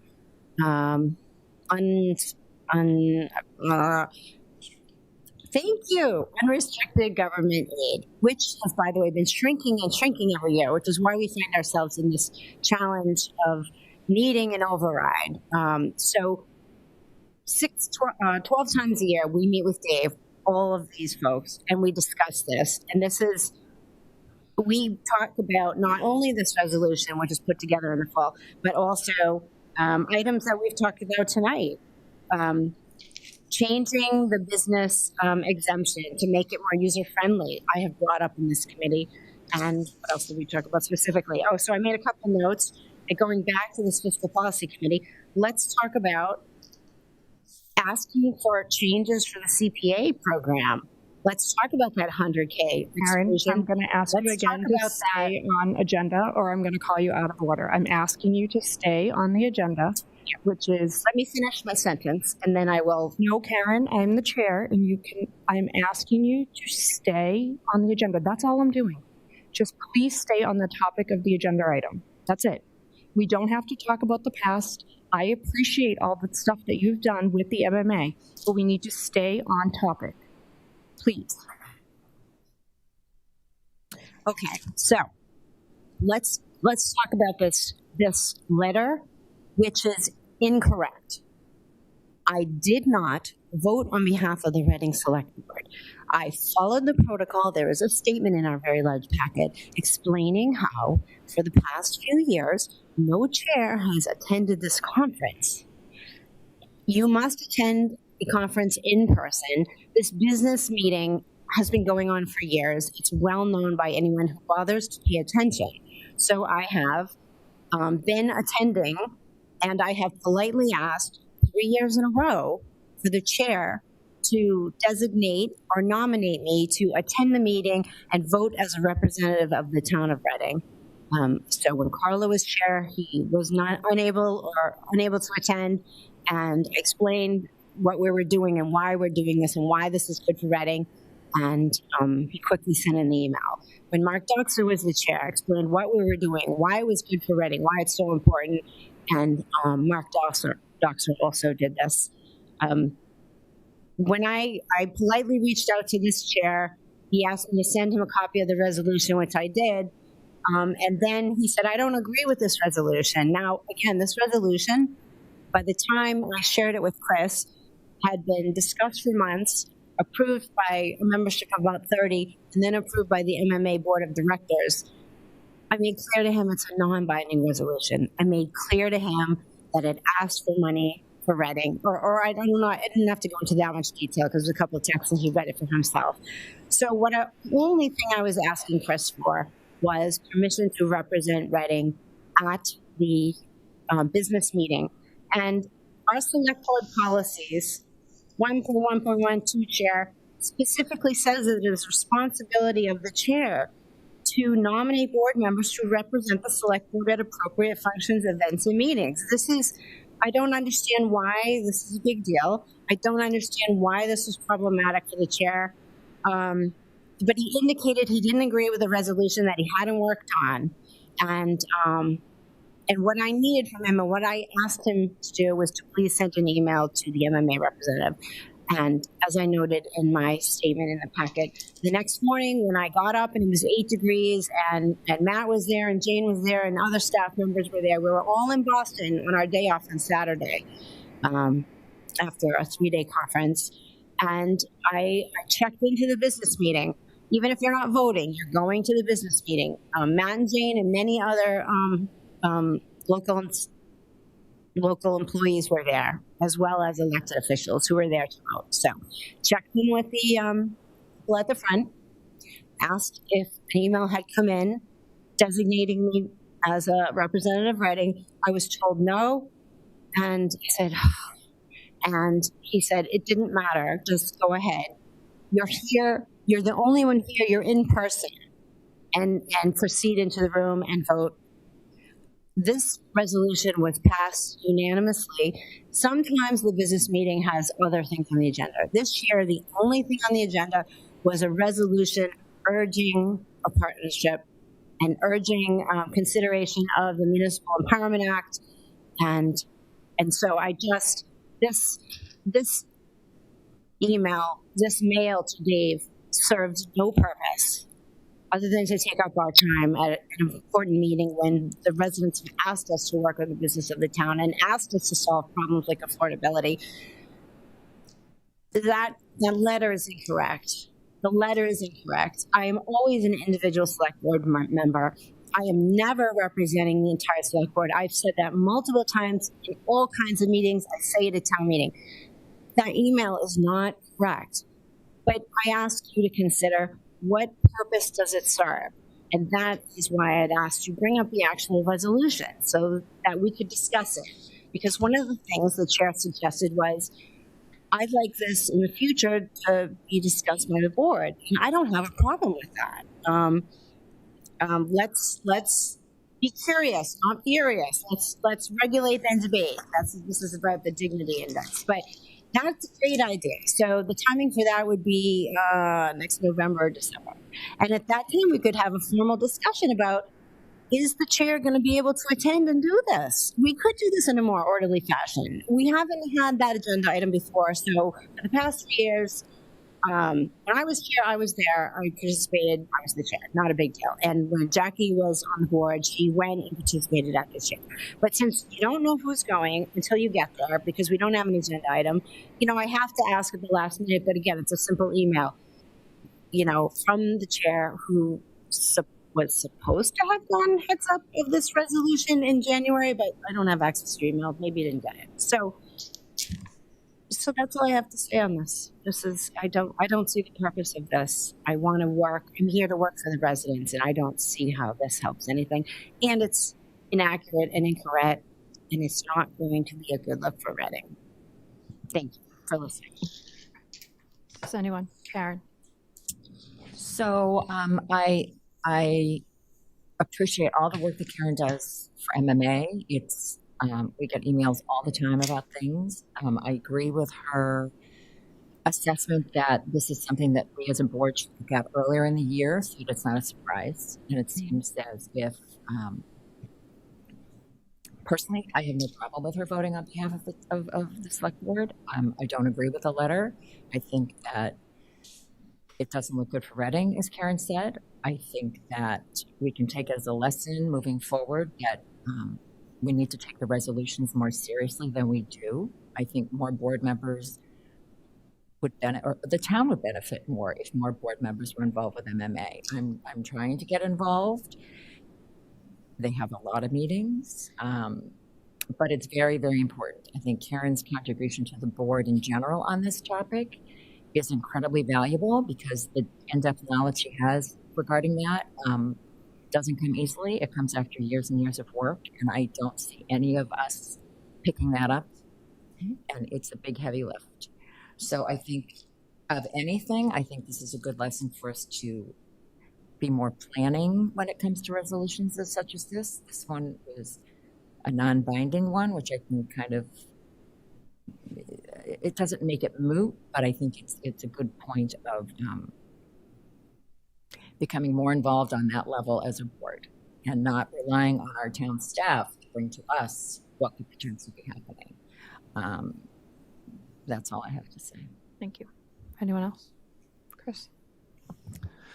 Thanks, Melissa. And I do want to clarify that what is in this letter is completely and 100% accurate. What was stated earlier that I disagreed with the resolution is demonstrably false and proven otherwise in the text messages between Karen and myself in the packet. I was not against this resolution, which is 17 pages that Karen just wanted to read right now. I was specifically and only, and I called it out to Karen, that I am against the Municipal Empowerment Act section in here. Because after I did my homework and started reading about this, that I discovered that, they call it various avenues, tools and everything to raise revenues, which is a tax. They want to increase the meals tax, the lodging tax, which doesn't apply to us, and create a new state excise tax up to 5% on the tax you're already paying on your vehicle, which is a tax on a tax. That is what I was in disagreement with. There are claims about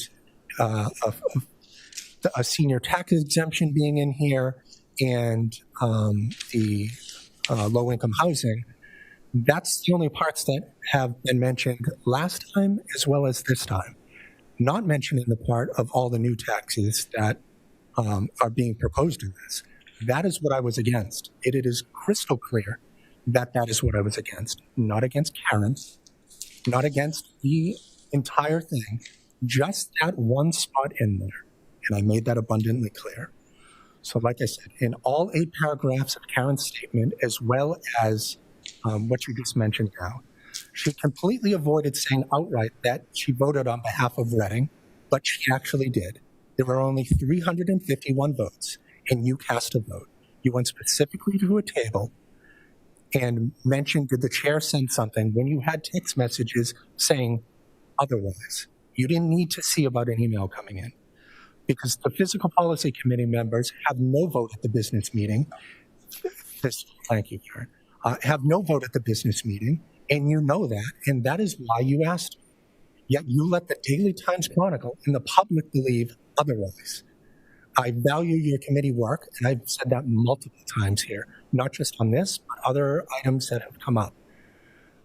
But bypassing the MMA bylaws by casting an unauthorized vote risks their credibility, which absolutely is affected by this, and such a bad precedent for this board. So under MMA bylaws, as select board chair, I have the authority to delegate Reading's voting rights at the annual business meeting to another select board member or the town manager in writing. I was unable to attend because my daughter's field hockey was finally more important than the business of the town. So I didn't delegate Reading's vote to you because the resolution backs the Municipal Empowerment Act, which would let towns impose new local taxes and fees. Even though it's non-binding, endorsing it would signal that we're fine with higher taxes as an answer to our budget problems. Something I wouldn't do for residents without a full board discussion, which is also referenced in our text messages together. So I agree that it would be nice to have these things come before the board in the future, absolutely 100%. But getting a text message less than 24 hours before you wanted to vote on something, I did my homework, and this is the end result. You voted, and you did not own up to it, and you're still not owning up to it.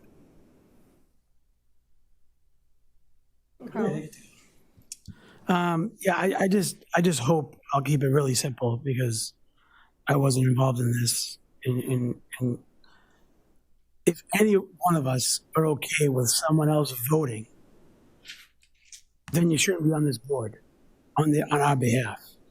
We all have an individual vote. If we're going to speak somewhere and they want to get your opinion, that's your opinion. But this was a formal vote. I read the packet. There was a request. The request was denied. And Karen voted. It's as simple as that. It could have been that I voted.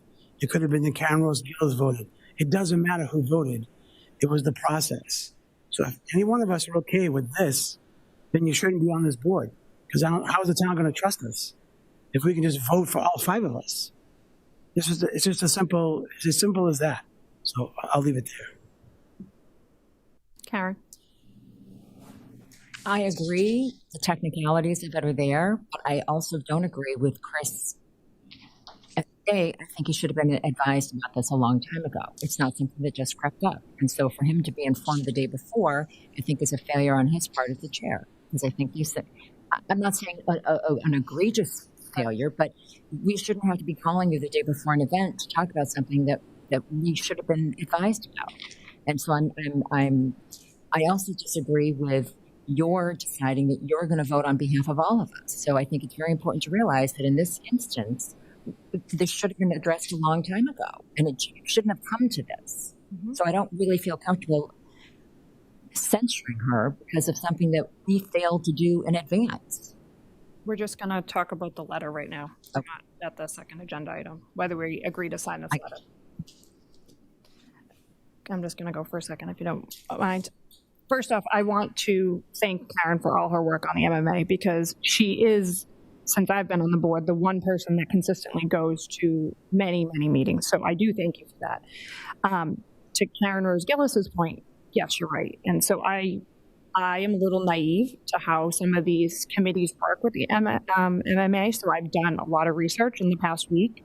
And being a member of that fiscal policy committee, I actually think it's Karen should have been bringing information back to us so we could have discussed it as a board. That's how the MMA sees it. She's the liaison for our town to the committee. So in the future, I think that we need to have more agenda items to discuss. So not only can Karen bring, or whoever may be on that policy or that committee, is bringing information back to our full board. So then we discuss as a full board, and then she can bring information back to the committee. And that's really how it's supposed to work, according to their guidelines. She's the liaison in between our town and them. So that information wasn't being shared. And so I think that for me, this is just strictly procedural. Like, the MMA's policy limits voting rules authority to the chair or designee. Karen asked for permission. The permission was denied via text Friday evening. It's in the packet. She shouldn't have voted. And that's laid out not only in our procedures here for the select board, but the MMA's. So for me, it's just very black and white. It was, she didn't have the permission to vote. That's it. Karen.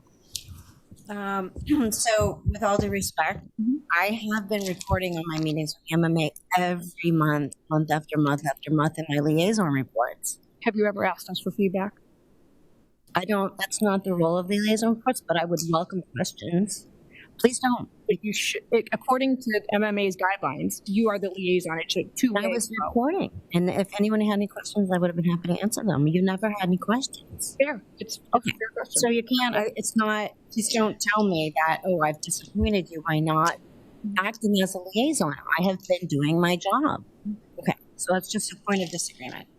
The chair has the responsibility to nominate board members to represent the select board, appropriate functions, events, and meetings. Whether it's Memorial Day, whether it's Veterans Day, that is a responsibility of the chair. So refusing to do that, I don't think it's okay that you three, I assume, think that's fine, that he just decided to not do his job. That concerns me. I would like to see that never happen again from any chair. We have a responsibility to the voters to be there. And since Chris brought up his concerns with the Municipal Empowerment Act, I would just like to clarify that the Municipal Empowerment Act, which is under consideration right now, has never automatically raised taxes for local municipalities. It has never done that. It provides local options. We adopted the meals tax a long time ago. It may provide a local option for us to discuss as part of our override discussions. Are there alternatives to overrides? So that's the option there. If we had a hotel, if other communities have hotels, this Empowerment Act is for all 351 communities. So, part of being a good citizen in the Commonwealth is supporting our neighboring communities. So I just want to clear up any kind of misconception. The Municipal Empowerment Act, I'm sorry, you probably need to go back and read it again. It does not raise taxes automatically. That is not the point. The point is to give us local control, and that's a good thing. I think local control is a really good thing. If we had local control of our water system like we used to, we wouldn't be wasting time with the MWRA right now. And so there's that. But it does create new property tax exemptions for seniors. Not every community has the exemptions we've put into place, and so that is a good thing to help other communities get there perhaps more quickly than we did, and it does also consider adding a cost of living, because I'm talking to seniors during my office hours at the Pleasant Street Center, and they're telling me that it's not enough. You qualify for 1 year, you don't qualify for the next year. You got the assistance and you're bumped out of the income. So that's really important. It is the Municipal Empowerment Act is talking about establishing a new OPEB commission, other post-employment benefits, something that Reading has been struggling to fund for 15 years, and it is something I asked the Finance Committee to really, let's dive into it to see if this is real or not. They are going to, an act, create a new commission to really talk about whether communities need to be worried about this doomsday they're predicting. We are spending $500,000 of our budget every year to fund this liability that never seems to come to fruition. If we had that $500,000, something else, that would change the look of our override as well. So that's important. Allows the creation of regional boards of assessors. Well, we're a little ahead of the curve here. We're kind of already doing that. Please, point of order. Yes. No, Chris brought up municipal empowerment. Point of order. Yes. Go ahead. We're just getting off topic. No, we're not. Okay. We're discussing the letter. I agree, and I was just about to speak up. We are discussing the letter. We're not discussing the contents of the Empowerment Act. Yes, for the vote. Correctly brought it up. For the vote. It's not, we're not discussing the contents, and I don't know that we're not arguing whether the contents of that municipal fiscal partnership is good or bad. That's not what we're talking about now. We're talking about procedure, and it was whether you had permission to vote on it. As a representative of Reading, and you brought up in our select board policies and procedures that the select board chair gets to nominate or appropriate functions for this board. You ripped his head off when he did that for our trash contract. So it's a little hypocritical right now. You're being referring to. When Chris was trying to help negotiate a better price for our town for the trash contract, you ripped his head off. So it's just a little hypocritical that you want to follow this procedure now. Talk about getting off topic. How is that relative to this? Because I don't think I ripped his head off, and I don't even know what you're talking about. How does this relate to this? Nominating board members. I'm going to argue that at functions, events, and meetings. That whatever you're talking about wasn't a function or event or a meeting. This was an event.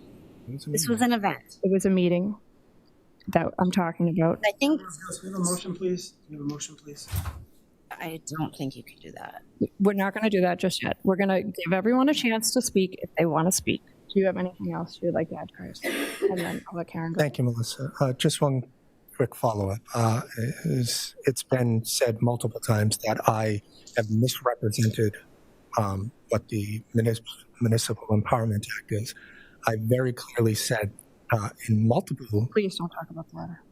Multiple variations that I am not... Just ask Karen not to talk about the letter. We need to stick to the procedures of what we're voting on. We're voting on whether Karen had the permission to vote at the MMA.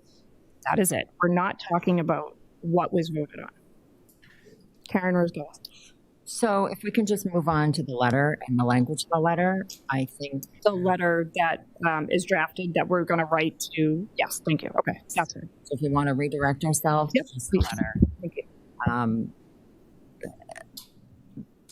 I would like to see the letter refrain from any reference to anybody breaking the rules. Just say it was unauthorized. put it back up on screen We there. have to submit a letter, which Yeah, Maddie, if we could put it up on the screen, please, that would be great. Sorry, Ken. that's okay. I just don't, because it wasn't the whole board to just discuss this, it was just two of them. I think that we need to take the reference of the board out of it because I never had enough. I'm sorry, what? So the last sentence of the first paragraph. The last and such action was unauthorized. I don't want to say it's reflective of the board's collective position because we don't know what the board's collective position was. And that's fair. I'd be happy. I would support taking out and not reflected of the board's collective position, but keeping in as such action was unauthorized. I'm okay with that. I think that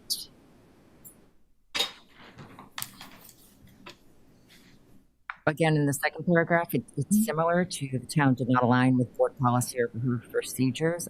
I think it should be short and sweet. I don't think that it needs to be a I'm trying to see where bashing kind of letter. If you're going to send a letter. Can you read exactly, please, Karen, what you're referring to? Well, I'm thinking at the same time. Second paragraph, second line, and her representation of voting authority or commitment from the town did not align with board policy or approved procedures. I just think that we can take that out. We actually, in my opinion, and this probably needs to be voted on by all of us, in my opinion, we don't even have to say board policy, it's actually MMA policy. Well, that's why the board policy shouldn't. Yeah, so we could put in MMA policy because it's actually their policy that. But we're not talking about their policy. We're just talking about that. The bottom line is you're saying that she voted without authorization. That really should just be the message. But it is. It's the MMA policy that I read earlier that it was. It is in our policy, but it was the MMA's policy is the MMA's policy limits voting rules authority to the chair or designee in writing, and that was not given. So That's why I put approved procedures in there at the end. And then at the end of that sentence as well is how I said the official position remains undetermined. Not my position, just the position in general is undetermined. We don't support it. We don't support it, or we do. We don't know. So Exactly. So that's why I put it in there as undetermined, because it's not up to me to say one way or the other. So that's why it's in there.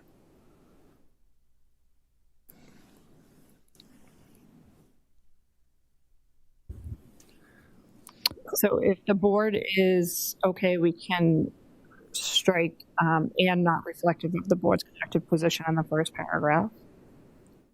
Or you can say was unauthorized per MMA policy.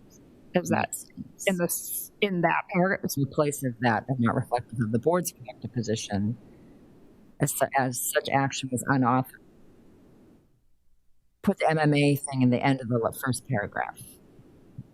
I guess what I'm really trying to say is I don't think that it needs to be as complicated as it is. I think you just need to pull the vote back if that's what you're looking to do and just state that. And that's all. If that one particular vote, because we're not addressing what we feel as a board. We're just trying to pull back a vote because she didn't follow MMA procedures according to their written procedures. So I don't think we need to get into all the nitty-gritty details of why. I don't disagree. That's fine. I'm fine with that. If the rest of the board has any input. So, a point of clarification. I just don't understand why we keep saying I didn't follow procedures. It's the MMA's conference. It was an MMA staff member who said, no, I didn't receive it from your chair, but it's okay. Go ahead and vote. But you did receive a text from Chris. I did not ask him for a text. I asked him for an email. And he could have changed his mind the next morning, and that's why I made the explicit step to check in the meeting and check if he changed his mind. Some people make better decisions after sleeping on things. So at that time, I was informed, no, he hadn't sent the email. I said, okay. And they said, it's okay. Here. So again, I followed our protocols. I followed the MMA's protocols. They decided to make an exception. So why are you sending this email? Karen, Chris's text to you specifically. Okay, that's another thing. Select board members publishing each other's texts without permission on social media. I didn't publish your text on social media, Karen. I I have a picture of it. He quoted. I quoted 2 sections. You guys don't laugh. He's being serious. I am being serious because We're one person's going to speak at a time, and Karen was speaking. So let Karen finish, and then it's your turn. Okay. So my point is that the MMA staff made an exception, and now that Dave's got a call, he's going to go down and slap his wrist and say, can't do that. Now there's a select board chair who's upset. But I did not violate policies. They made an exception to their policy in the interest of the stated objective of the organization. So I just asked you to consider that. Because that's why this email is not correct in this way as well. Chris. Thanks, Melissa. Their bylaws are crystal clear, Karen, that they need it in writing from the chair. You were putting the blame on the MMA because they allowed you to vote, and knowing that you had text from me going the other way, as well as an email from me also quoting that you weren't delegated to vote, with my reasoning in there, which people can read for themselves. We've been over this before. But we have. Please don't interrupt. But once again, your text with me, we were going to reference during this meeting 100%. And they have to go in the packet. That is the rules for open meeting law. So that is why they are in there.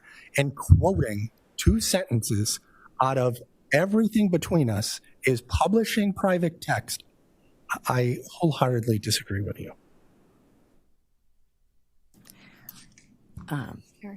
Madam Vice Chair, is there ever going to be a conversation tonight where Chris is not allowed to have the last word? It's really unfortunate, and it doesn't seem like a collaborative situation when he's just allowed to have the last word. I mean, where's your list of being kind and to each other? So I didn't attack him. I didn't attack you. So what is your issue with my lack of kind behavior? It's just you're just being. I'm just defending myself. I'm just defending yourself, Karen. Does anyone else have any input on the letter to the MMA? Carlo? I don't think we can get through the night and to try to redraft this letter. So I'm okay with, if Karen Rose Gillis wants to redraft the letter, minimize it, and then we vote at the next meeting. Because we've been at this for a half hour now, and we're going in circles. Like I stated before, this is strictly procedural. I do not want anyone voting on my behalf, ever, for anything. Insert name here. It doesn't matter whose name it is. It happens to be Karen's. Yes, some of us are at odds on this board. That's pretty evident. But this is strictly procedural. Just like missing black and white. So if you want to take some text out, I'm okay with that. Whatever to move this forward, this letter is going to them in one shape or form. If it can be narrowed down and be more specific, I'm okay with that.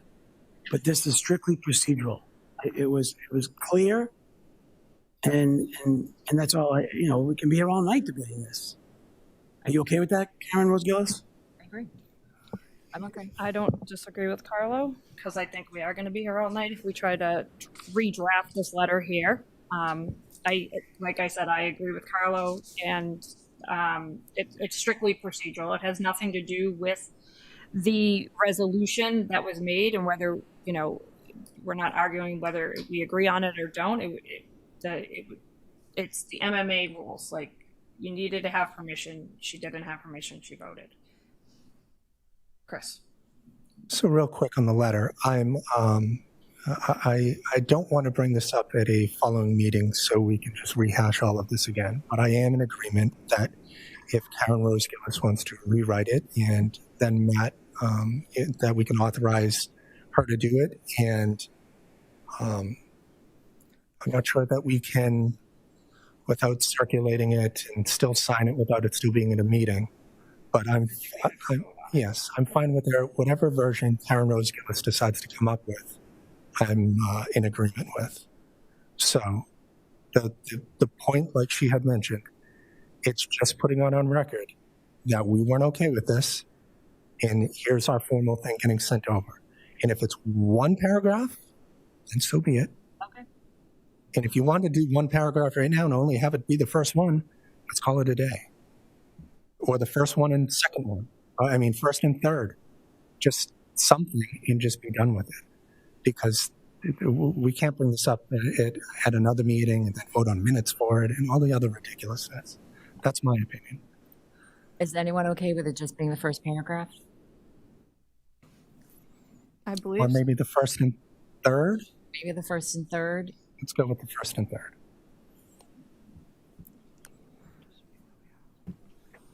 I'm fine with the first and third. I'm okay with that.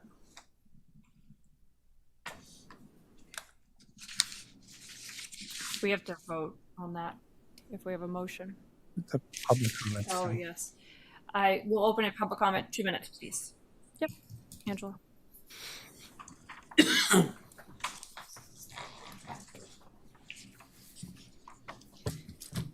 Angela Bend, Orchard Park Drive. I'm looking at the packet, and in the packet it has the MMA annual business meeting, and it says voting at the business meeting.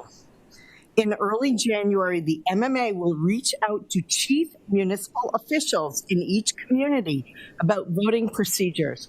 I don't think Ms. Herrick is the chief municipal official for the town of Reading. Maybe Mr. Cornelis is, maybe Mr. Haley is. Did the MMA reach out to you in early January as they listed in their things and about the voting procedures? Did the MMA reach out to you? I ask questions during public comment. We're just giving public comment. Okay. So all that this does is to increase a toolbox. Mr. Haley posted new taxes coming in 26. No new taxes are coming in 26. He misrepresented what this is online. And he also said we wouldn't want the town to think that we're okay with raising taxes.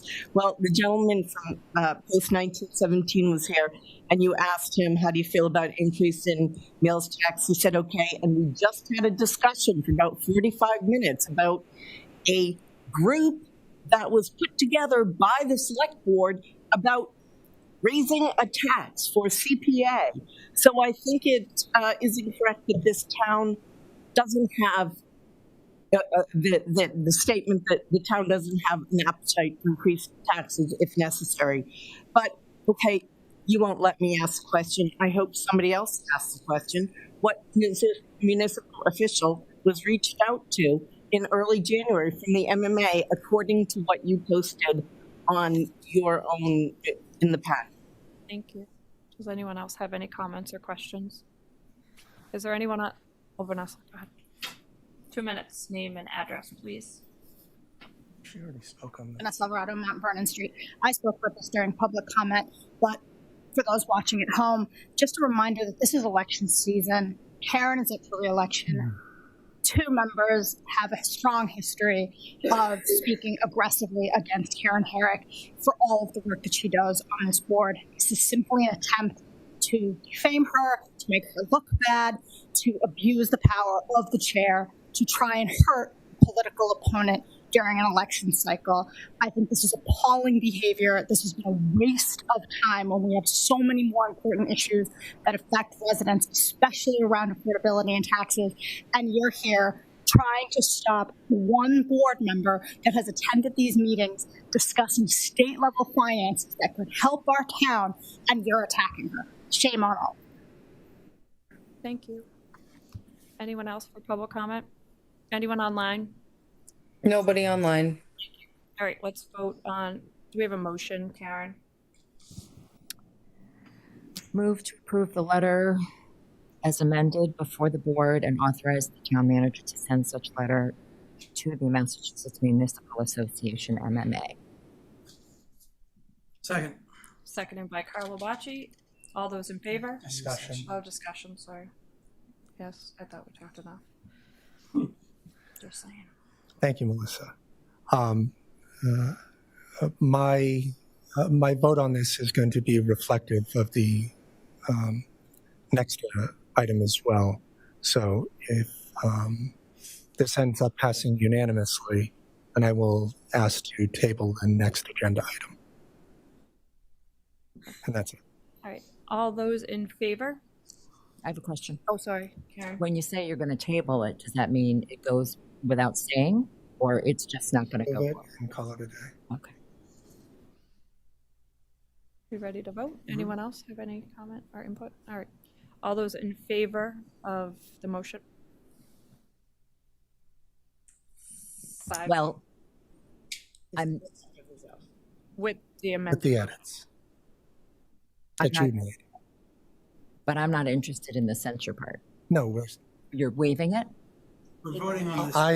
I had mentioned that I would be willing to table it if this vote was unanimous. I got Because you. Okay. and if I could, I think that it would send a message enough knowing that Karen is agreeing with this. And that's Okay. it for me. Thank you. All right, we're gonna vote again. Yes. All those in favor of sending the letter to the MMA as amended? 5-0. All right, we are moving on. We are You need a tabling- motion to skip this next one. a motion to skip the next agenda item. Karen, if you want to wing it. Because you know I love to do that. I know, sorry. Move to ignore, table a resolution to censure Select Board Member Karen Gately Herrick. Second. Seconded by Chris Haley. Any discussion? All those in favor? 5-0. All right, we're moving on to 8:40. Discuss town manager review results. All righty. Sure. We are going to take a 5-minute recess. Sorry for all those that have been waiting. We'll be really quick.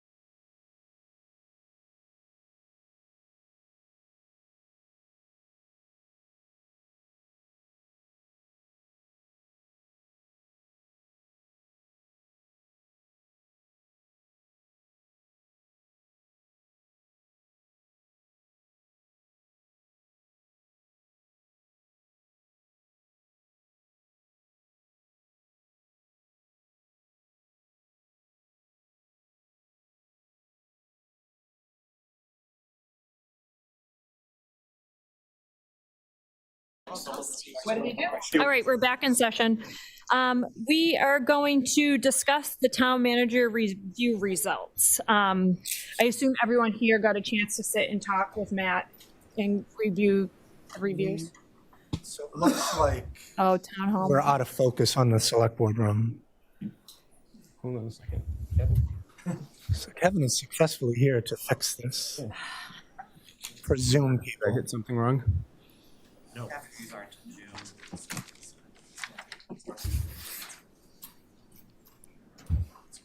No, that's the other one. Oh, wow. Perfect. Thank you. It was probably my fault, not Kevin's. Thank you. Thank you. All right, go through the town manager review results. Like I said, everyone got to meet with Matt at some point along the times. Okay, great. Matt, you were, Yeah, can I just open up? yeah, please do. So that's true. Everybody got a chance to meet. I got a chance to meet with everybody. I really do appreciate it. I think I've said early on I wanted to be more of a conversation and not something more formal or certainly not adversarial. So I appreciate that, and I did get to meet with everybody. I did, as part of the process, like I do every year, a self-assessment. So that's in the packet. I think Maddie could put it up if you want to look at it. It's on page 114. I highlighted a lot of the goals, accomplishments, some achieved, some still working on. I won't go through it all tonight in the interest of time, and it's there. I hope that people read it, and if there's questions afterwards, please let me know. I did bring it to, I think, all the meetings I've had with you, and there were some good questions and follow-up, which I appreciated. As part of the review, we did the 360 review. A lot of the department heads are here tonight. It's good to see them. I'm happy that they participated, because it's not an easy thing to do a review of somebody that you report to, so I know how that feels. So I think it was pretty positive. I hope you read that as well, and you take that into consideration. I think it shows that my leadership style is working, what I'm doing here is working, and it's appreciated by not only the staff here, department heads, but I think the public at large as well. So, I just wanted to put that out there first. Obviously, there's room for improvement. I see that. I appreciated a lot of the comments that we had when we were together one-on-one about that. I think communication with the select board was a big goal for last year and something that I did improve upon. And I want to continue that, and I'm open to suggestions there. So any more communications between me, you, and each other, I really want to try to facilitate this next few years. Again, I'm open to constructive feedback. I think we can talk about things later, but I know later you're going to talk about the possibility of an extension. That's something that I would like. I think that given what we've done here, not just in the last 2 years, but in the last 10 plus years that I've been here, as a leader in Reading, it shows that I want to stay, I want to go and do good things for the people of Reading, and to do that, I'm going to need more time, obviously. But we've come a long way. I'm very proud of the accomplishments, but again, open to criticism, open to any sort of constructive feedback that you have, and you can take it from there. And I'll probably speak again at the end before you go into executive session. So. Yeah, absolutely. And I'm happy to answer any questions while we're here. So. Thank you. Thank you. Board members, anyone have any? Karen, Ms. Gillis? Thank you, Matt. I'm not going to repeat anything that I said in my written review, and I did have the foresight to type out what I wanted to say because I knew I'd be very tired right about now. Mm-hmm. Me too. And I didn't want to lose my train of thought, so I apologize for reading from a script. First, I really wanted to thank you, the town staff, for your time and your valuable input into the town manager evaluation process. Your insight into Matt's day-in-the-life work performance is a critical part of this analysis and review process. You provided thoughtful, thorough, and honest comments, which I greatly appreciated. The select board may technically be Matt's boss, but we cannot possibly understand the day-to-day activities that take place in town hall, and your insight is probably the most important voice in the evaluation process. So thank you very much. And thank you for staying so late today. I Googled the job description of a town manager, And you, as you know, are the CEO of the town, and the town manager runs the town while the elected officials set the vision and the policies. And some of the core responsibilities for a town manager are implement policies, oversee daily operations, budget and financial management, personnel management, strategic planning, and communications and public relations.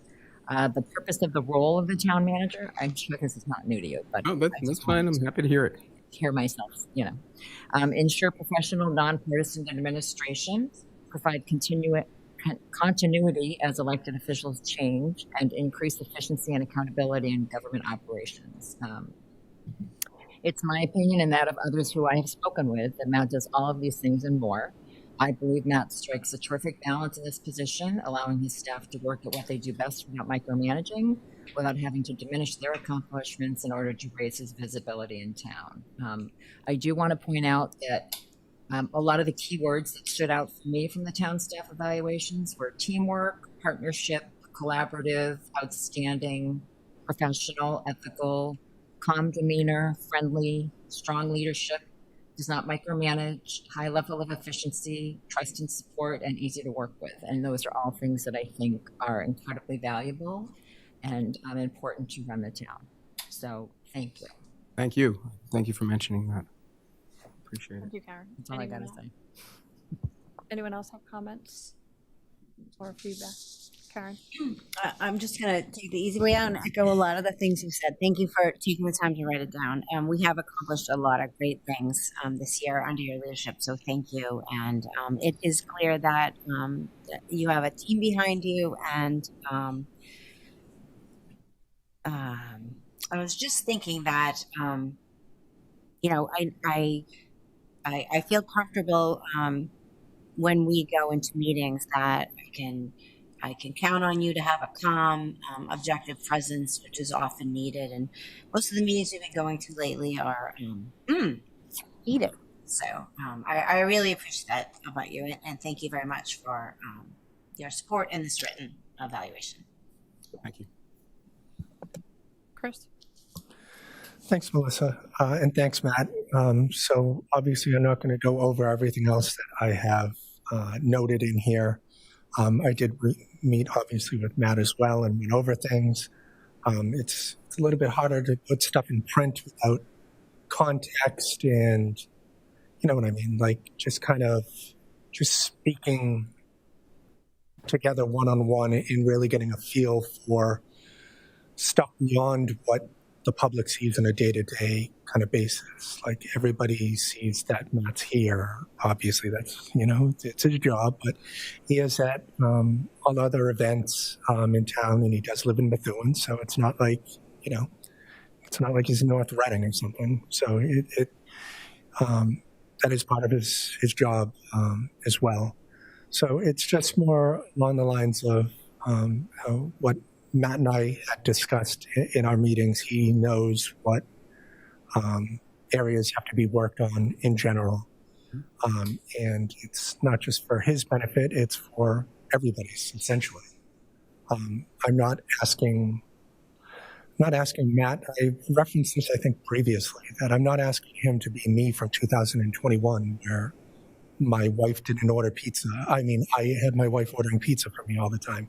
And everybody now is just like, that dude doesn't order pizza, he won't shut up.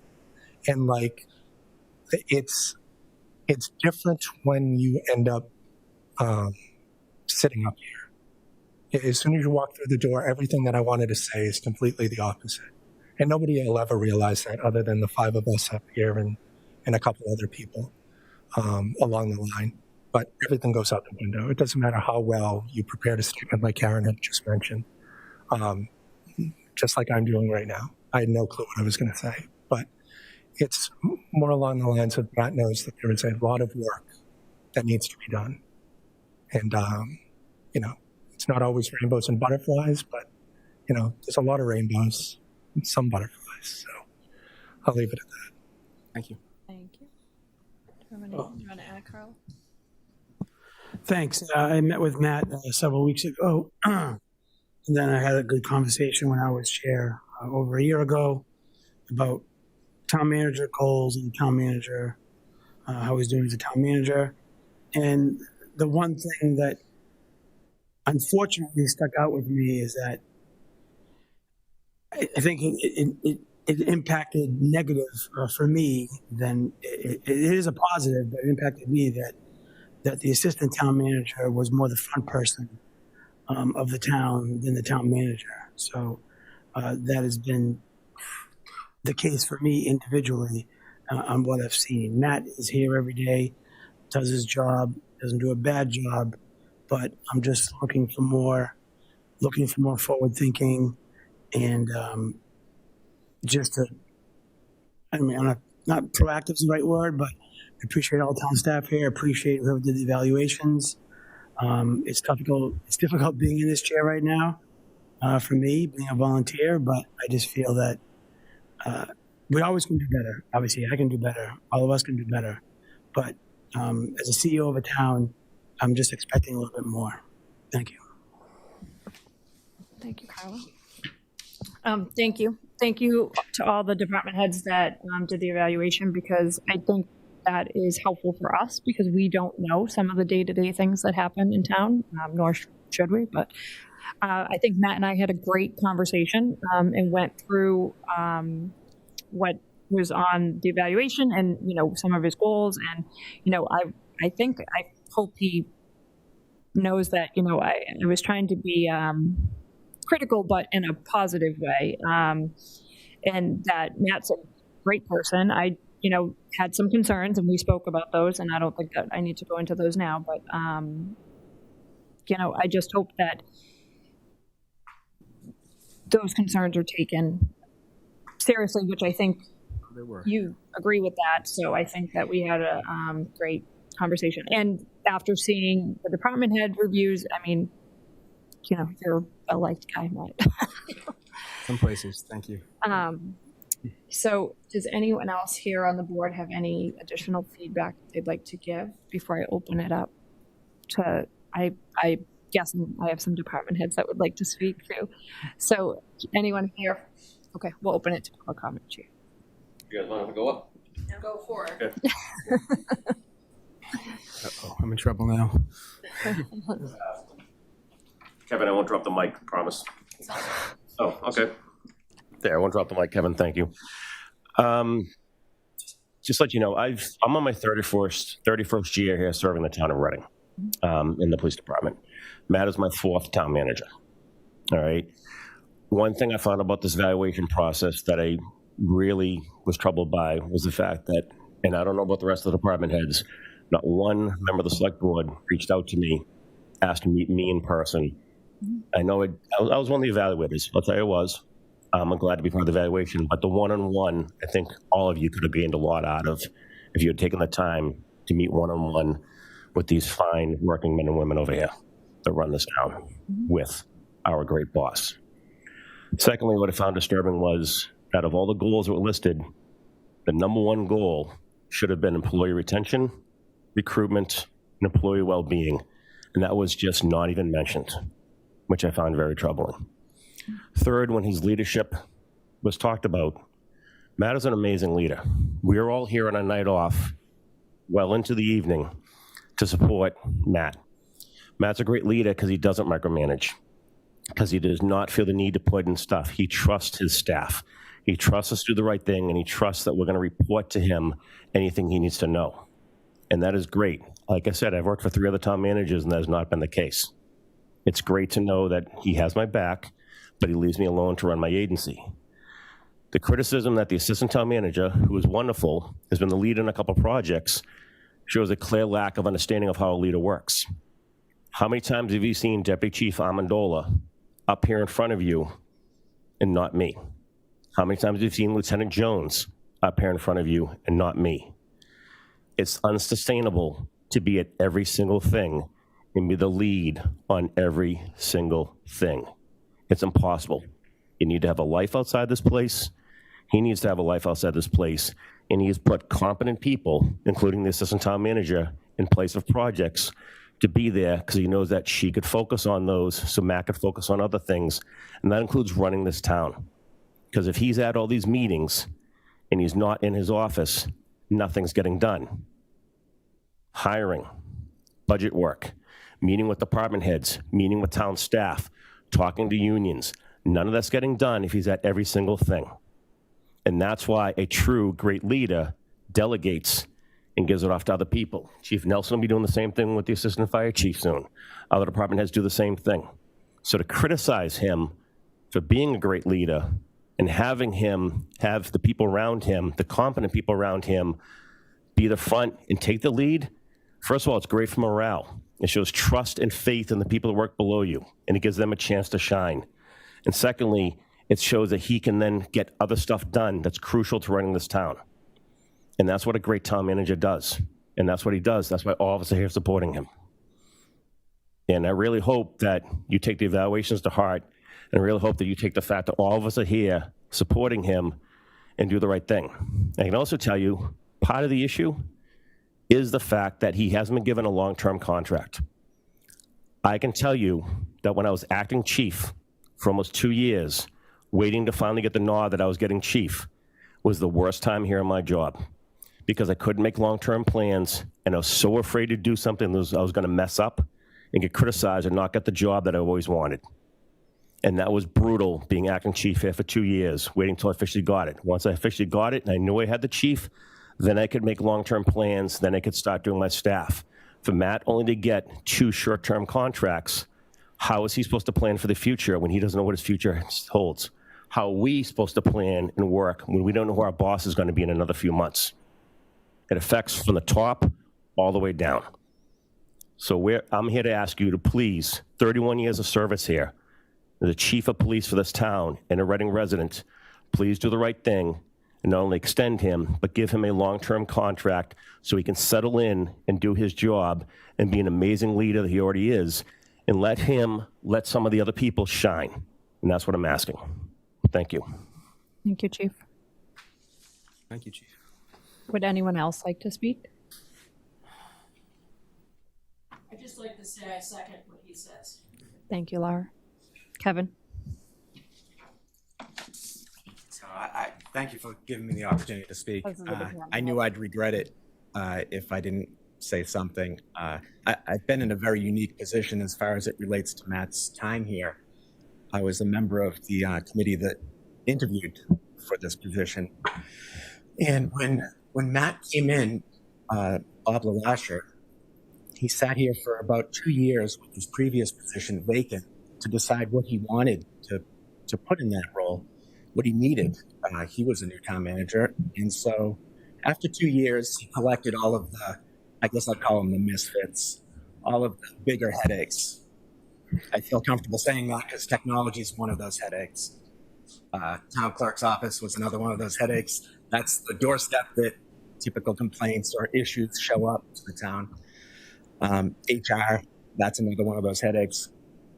Matt took all these responsibilities on, and he handled it in a very calm,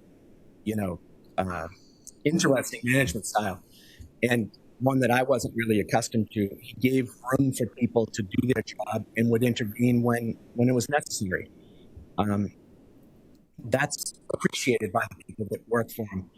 And when, my group, we've got public safety here that's the first responders, and we consider ourselves the third responders. I don't even know if there's a second responder, but we don't want to be around that. But when COVID arrived, we really played a more central part. And that was great for our group, and great to play a part in the town's success.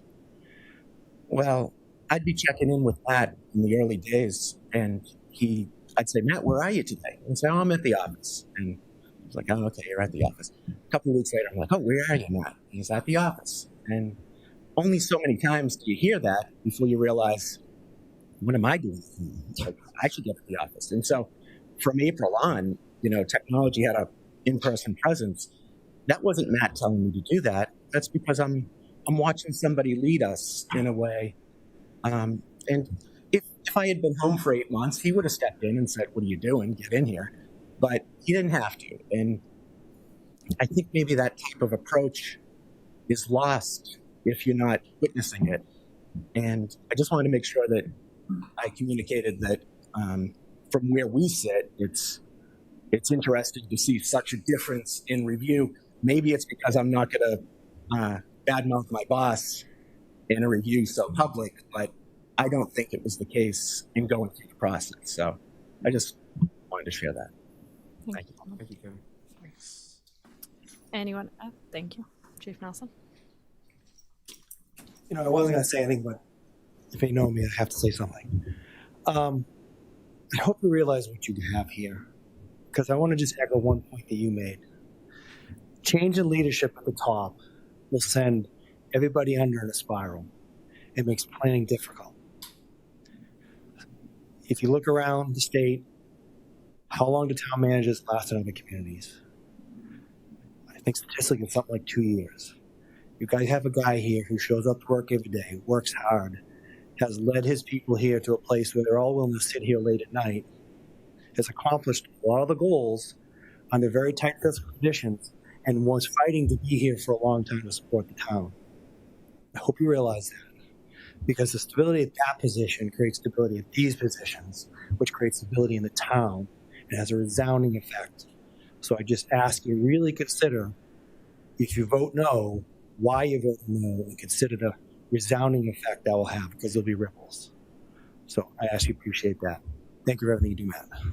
Thank you, Chief. Thank you. Anyone else? Maddie, do we have anyone online? Couple people. No hands are raised. Okay, great. Thank you. Matt, did you want to end? Because we're not voting on anything right now. No, I understand that. If you want to invite me to at least the first part of your executive session, I could talk a little bit more about long-term planning. I mean, they brought it up themselves, but I went through a couple of short-term contracts, and it is very hard to do any sort of long-range planning when you've sort of got the sort of Damocles hanging over your head. And I could talk about that more. I think it's more appropriate in an executive session if you would like to do that. So I would only stay for about 5 minutes, and then. I think that's fair if everyone at the board. Thank you. Is okay with that. Yeah, I think it's definitely, we'll do that. Okay, I do appreciate that. And I appreciate everybody. I appreciate the support. And I appreciate you all, your support in meeting with me and being there for me. It's a mutual relationship here, and I appreciate that as well. So thank you. Thank you very much. All right, we're going to move on to liaison reports for right now. Karen, do you want to start? Appreciate it. Thank you, everyone, for coming. Thank you. Appreciate it. Liaison reports. Drive carefully. What's today's date?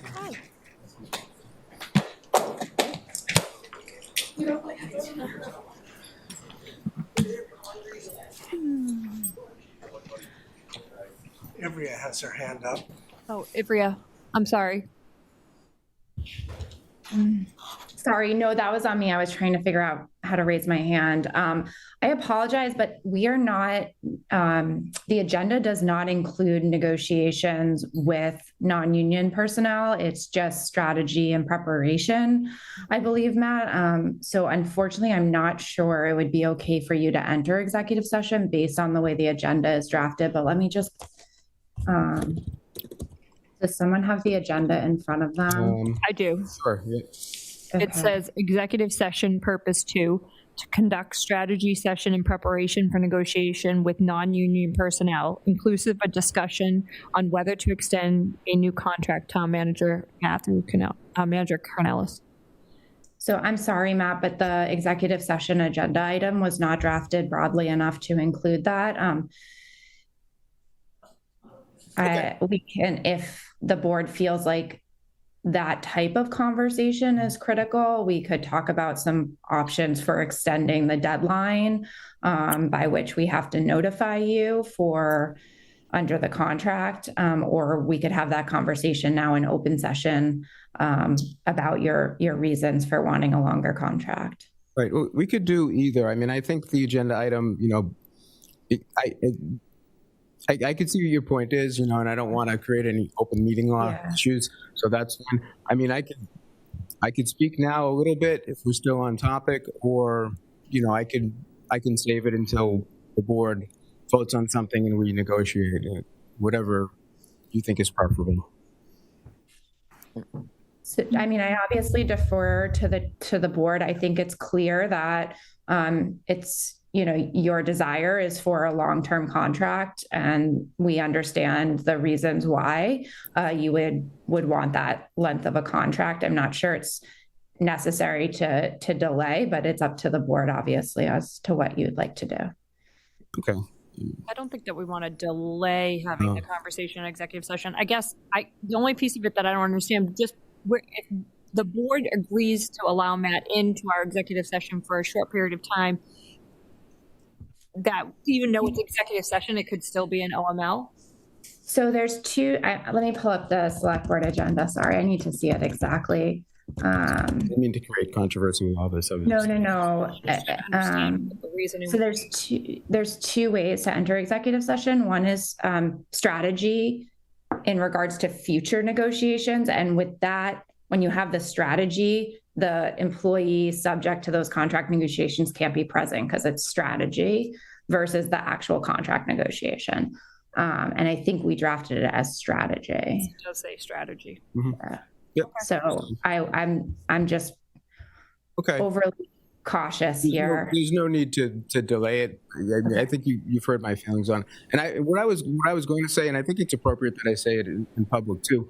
I mean, there was discussion during the budget about how much the salary should be and what staff might have put in, and that's never been the overriding goal with me at all. First of all, it's to serve the town, but second of all, it is to have more length of time. Salary is something that happens, I understand, but that wasn't going to be anything that I was going to, have a bone of contention with. It's really the security of having those 3 years, the stability, and I've checked around other towns. 3 to 5 years is the norm right now. I think 3 years would be a great place to start. So I don't think I need to come into executive session to say that, but just so you know, that's where my heart is and my thinking is. I didn't address it during the budget meeting because it was on budget, but that was, never the real goal. The goal was long-term stability to be here and help the people of Reading. So that's what I wanted to say. Chris? Thanks, Melissa. So Ivrea, is the max 5 years? Is that the deal? Like for a contract, we can't do like 30 years, but like is 5? Correct. Yeah. You're kind of frozen. So yeah. Okay. Thank you. I appreciate that. Thank you, Ivrea. Mm-hmm. Yeah, and again, I'm sorry, Matt. I'm that's all overly conservative with this. Yeah, no, I can understand that. Believe me. Thanks for the clarification. Mm-hmm. All right, we'll move on to liaison reports. Liaison reports. January 28th, I attended the ACE meeting. They did a debrief on the MLK Junior Day events, which were very well attended. They did a debrief for the Verse Game Changers series book club session. They said it was very well attended. Looking forward to the next one.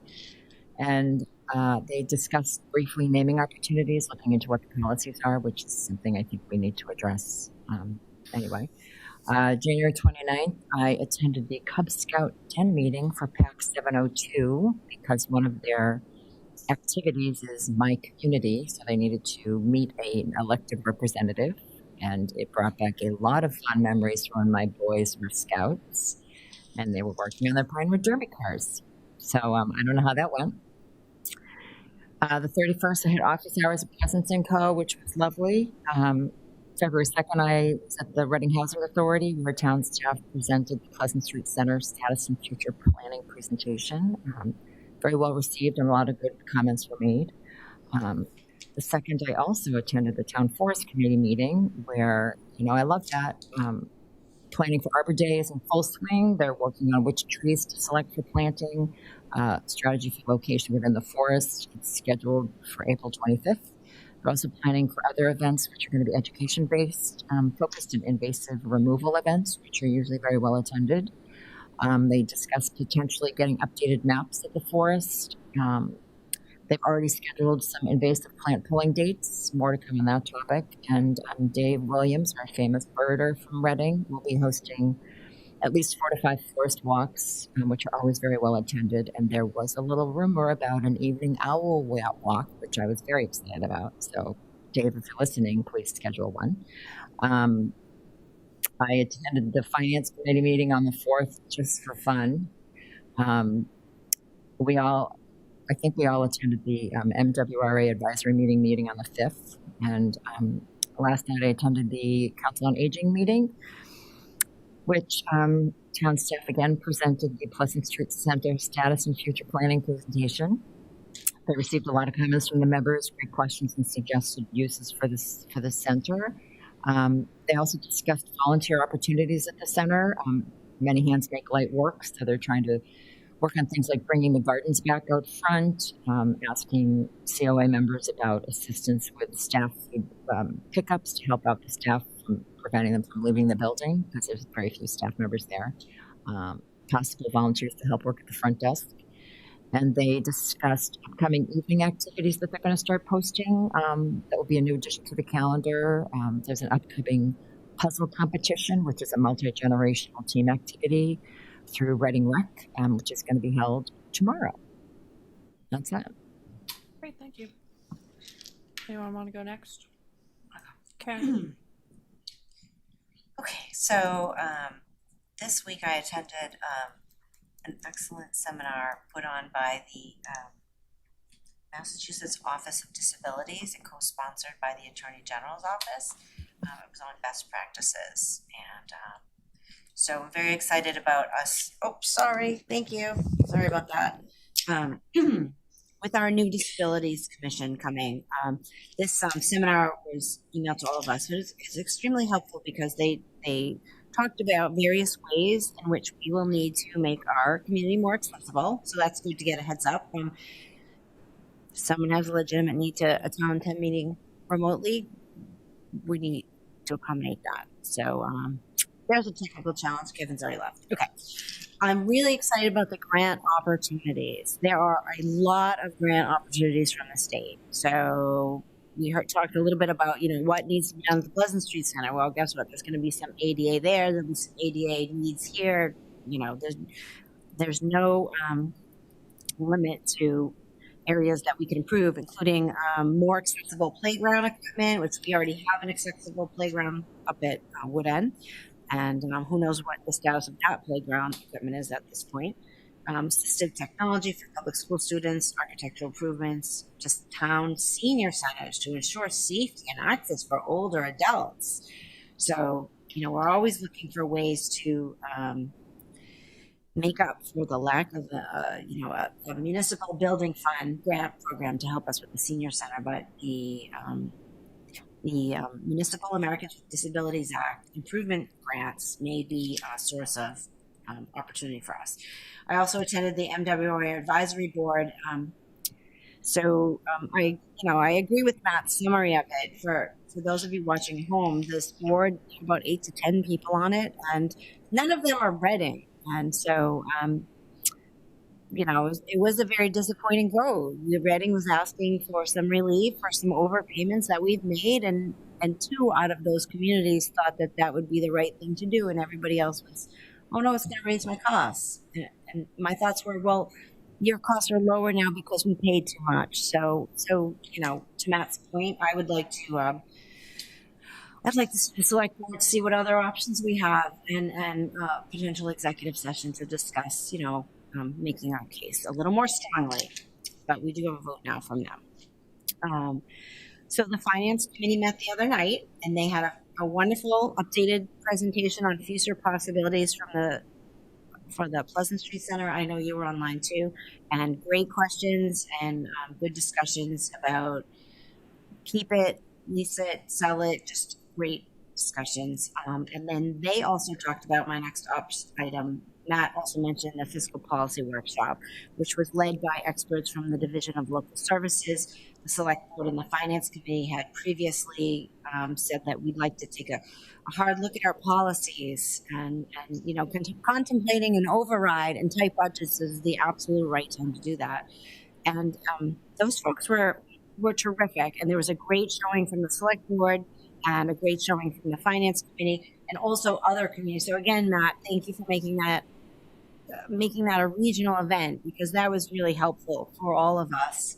We don't all budget the same way. Quick takeaways are we have a lot of policies. Only some are written down. They haven't been updated recently. We could even write down what to do in the case that we want to change our policy. What is the procedure for doing that? And so that is going to be, so I know Matt and Sharon are going to take the lead on that, and then the Finance Committee, and hopefully the Select Board can weigh in as well. And it was a fascinating discussion. We don't realize how many policies we're already using and how they impact. And, a couple years ago when Sharon was surprised that we had much higher regeneration of cash than we ever do by millions of dollars. We don't have a policy that says, quick, put that in the stabilization fund or put that in the OPEB. So we should talk about things like that. So it's actually the process of talking through what you want to do at a very detailed level. So it was terrific. And I learned a lot about what goes on financially at Town Hall, that we've been living here 30 years. How do you track receipts? How do you make sure things are accounted for properly? So that was very helpful. The Trials Committee invited me, but unfortunately they conflicted with the Finance Committee, so I think I'm gonna have to hit them next month, unfortunately. I am having some Select Board office hours this Thursday at the Pleasant Street Center from 12 to 1, right before the Valentine's Day lunch. I might be lonely because they get pretty excited about their lunches over there. But anyway, 12 to 1 on Thursday, right before the Valentine's Day lunch, and I'm pretty sure you needed to sign up ahead of time. And then I'm also excited, I'm going to participate in Black History Trivia Month, and I figured I'd just give them a shout out. It is February 23rd at 6:30, downstairs in the big community room at the library, and I look forward to being embarrassed, knowing nothing. Thank you. There you go, Chris. Go ahead. Thanks, Melissa. Yeah, the big takeaway was attending the MWRA meeting last week. Unfortunately, within the first 2 minutes, I saw that it was headed sideways. So Matt and I had already discussed adding a future agenda item to deal with that topic. They had the opportunity from the 11 million that we should have done to only 2.2 million of the water overage that they billed us for that we didn't actually use. They decided, so they voted 3 for it, 8 against it. So it did not pass, and it's the end of the road for them. But it is not the end of the road for us. So that's all I got. Earl? Thanks. Karen covered the Division of Local Services meeting that a few of us attended. And my main takeaway, similar to Karen's, was they talked a lot about capital planning and policy making. I was there for a couple of hours, wasn't there for the whole thing. I figured like 10 other communities were there. And as Karen said, we all do things a little bit differently. I was also at the MWRA meeting, very disappointed in that outcome. And I'm happy to see we're going to continue the conversation to see what we can get. And I'm hoping, what I took away from that meeting was, if they gave us money, it would impact everyone in the MWRA. And what I didn't ask, and maybe someone here knows it, do they have a fund they can pull the money from, like a reserve fund, like we have reserve funds? Like, if they give us money back, it shouldn't impact the rest of the MWRA. The MWRA has more money than RMLD. Anyway, so that was disappointing. And then CPA met last week. We went over the slide deck that you saw tonight. And they've been going around, obviously, other boards and committees with the same presentation. So, and we saw ours tonight, so that was good. And then last night, I attended a recreation committee meeting, run-of-the-mill meeting, some sound permits, CPA liaison report, and some town staff was there, going over the Pleasant Street Center, and of the members that were in attendance, it wasn't all, maybe about 8, they didn't formally vote, but all their inclination was keep the building. That was kind of the tone there on the Pleasant Street Center. And then they also talked about recal, and pretty much overwhelmingly of the members there, it was, rec should definitely have a say in the programming there, and that building needs to generate income. So they were very supportive of working with COA and to figure that out, to utilize the building as much as they can, weekends, nights, and that's TBD.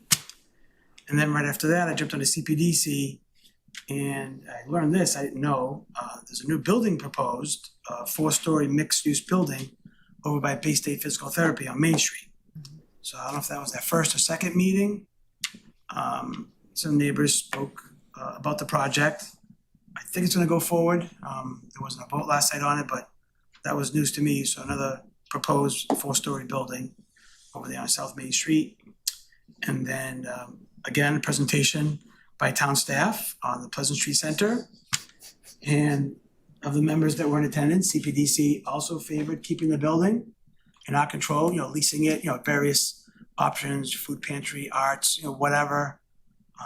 So they also were in favor of keeping the building.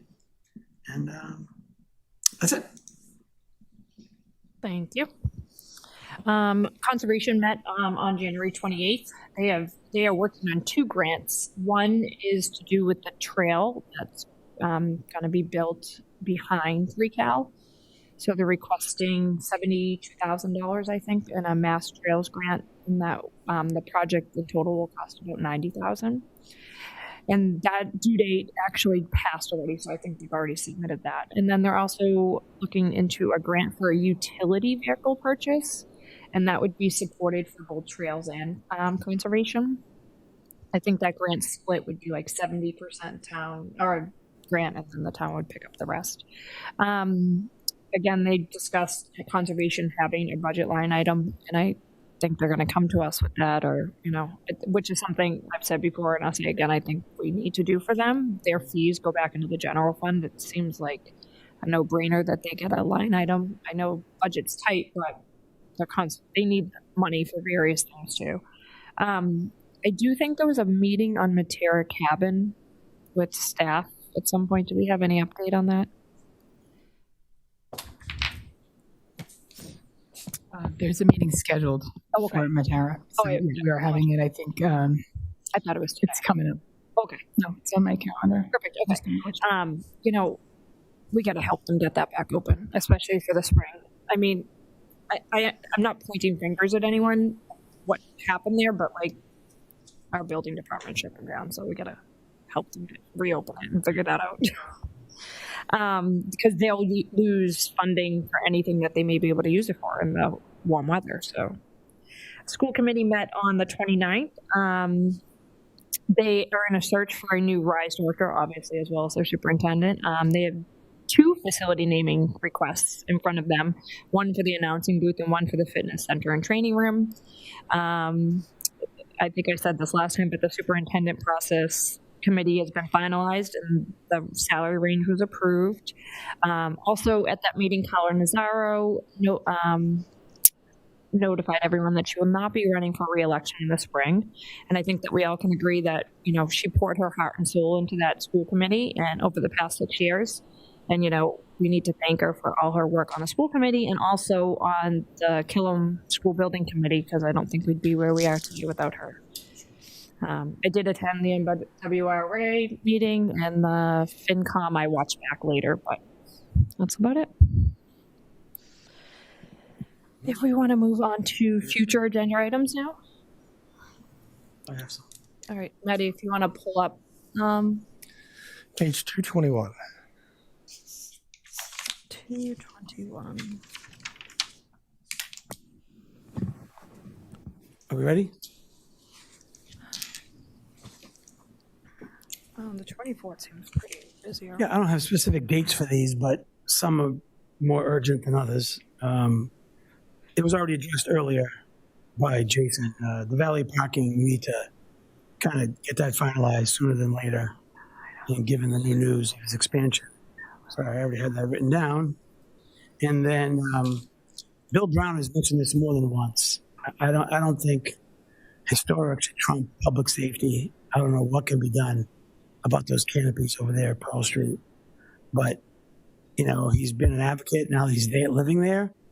And I think he mentioned it when he wasn't living there, but it's been there for several years now. And he sent us a few letters, one more recently. So I don't know if town staff has done anything already. Well, I am working on it with historic and with town staff, first of all, and then we'll be talking to the historic commission about it. I went out and saw it as well, so I know what he's talking about. Yeah, so that's not really an agenda item, but I just... Yeah. No, I'll get you an update on that. I'd hate for that to see someone get injured over there because of a couple of feet, or whatever the gap is over there. So talking that, and then so I sent a few emails to Chris Cole because we have this project going over there, the senior center, and we have Burbank Ice Arena, and Range Road is a paper road, and that road is going to be obviously become in our control up to a certain point when that building is built. And I don't know why this wasn't done years ago, but I would like us to form a committee to honor Nelson Burbank and name that part of that road Nelson Burbank Way, and have a formal day to recognize Nelson Burbank, because I don't think enough of the town knows what he did and what his life was, and as a veteran, as a philanthropist, as a business owner.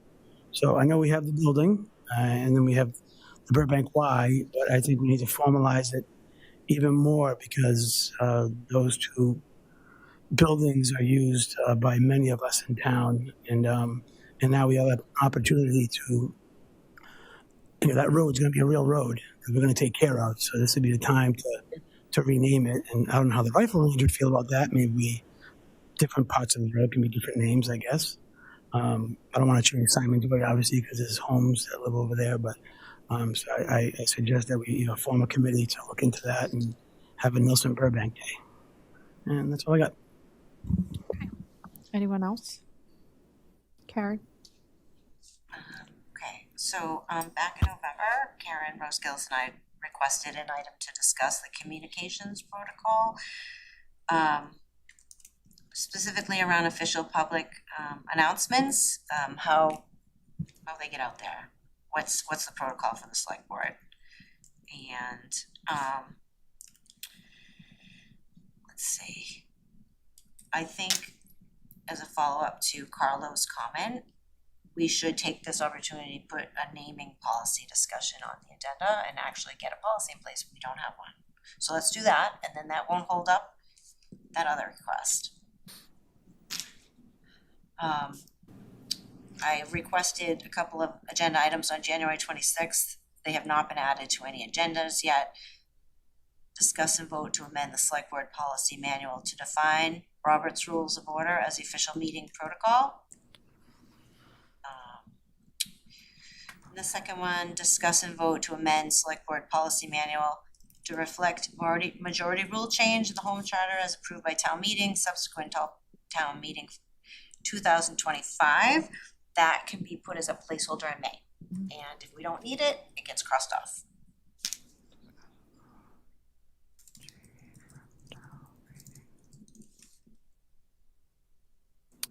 Anyone else? Chris? Thanks, Melissa. So I added on the next agenda, discuss snow shoveling program scenario, only because it's currently still the winter. So it would be good to see what we can do now for potentially in the future with that. Carlo brought up the, what did you just bring up? Valet parking, yes. I agree that that's going to go back on here somewhere. And then, what was the other item? Something else. I think. Something that I said or you said? No, well, you wrote it down, Matt, about the MWRA scenario, right? Yeah. So that's not on obviously this, but and then we can discuss if other items come up. Okay. Matt, we talked about the water advisory board a while back, and I met with Paul. Can we somehow put it on the agenda? I don't know when.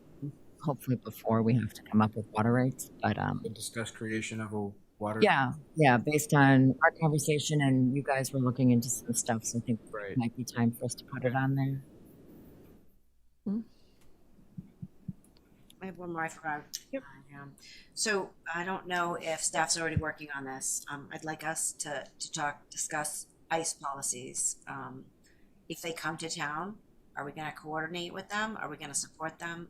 What I'm hearing from colleagues in larger cities, but not too far from us, that they're starting to see grant opportunities in the area of health, I believe, and maybe public safety. I don't have all the details. That may have a checkbox that says you can have this grant if you agree to work with ICE, or you cannot use this kind of language. So these cities and towns then have a policy in place that says when this comes before us, we know how we're going to respond, as opposed to just being caught off guard.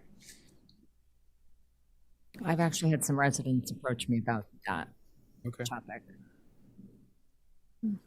What, federal policies? Do we have a policy if ICE decides to come into town? What is the police department's response to it? If they have one, kind of just beginning the discussion. Other communities are doing it. Right. Because they're coming into different communities. They just haven't gotten here yet. But what were those other gentlemen who are storming town hall and kind of making people nervous? I mean, thank you. Those folks. We didn't have a policy for that. I mean, we don't have a policy for what happens when people come into town that we don't do. Are we going to cooperate with them or not? And obviously the chiefs would be involved. Thank you. I think that's a broader discussion for Chief Clark that should be had separately beyond our input on it, because he is going to trump whatever we decide, because he's the chief of police here. So I'm sure he's already had meetings regarding whatever the scenario is already. That's just my take on it. I got it. So again, more of an update, and I'm directing it, Matt, but I'm really talking to Chris. Where do we stand on the master plan committee? Because that has been. It was mentioned last meeting that we didn't get the grant for it, so it's tabled until another round of funding. Okay. Maybe CPA can handle that. I'm not sure. And I just want to ask Karen Herrick, I'm not asking to name a building or anything. We're the road commissioners, so I don't know what naming policy. Okay, well, maybe they're not related. I think we need to talk about we should talk about a naming policy anyway. A school committee has one, we don't. Yeah, I just want to make sure it wasn't referenced to what I said. Okay. I thought it was, but maybe you're right, it's not. Yeah. Or maybe our policy says roads, buildings, parks. Let's define what we're allowed to name and what procedures. That would be important, because I've had people ask me about that too. So the ACE committee, and I can't remember who else, but it's come up more than once. Great. I don't have any additions right now. I think we went through them. All right. So we can, I think we need a motion to move into executive session.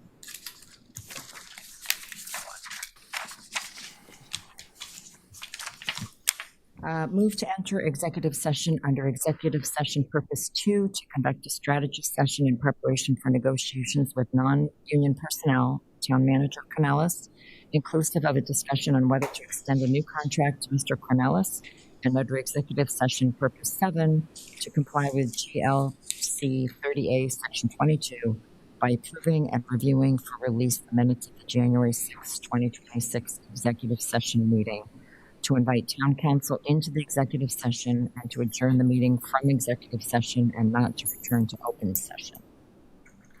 Second. Seconded by Chris Haley. All those in roll call. Roll call vote.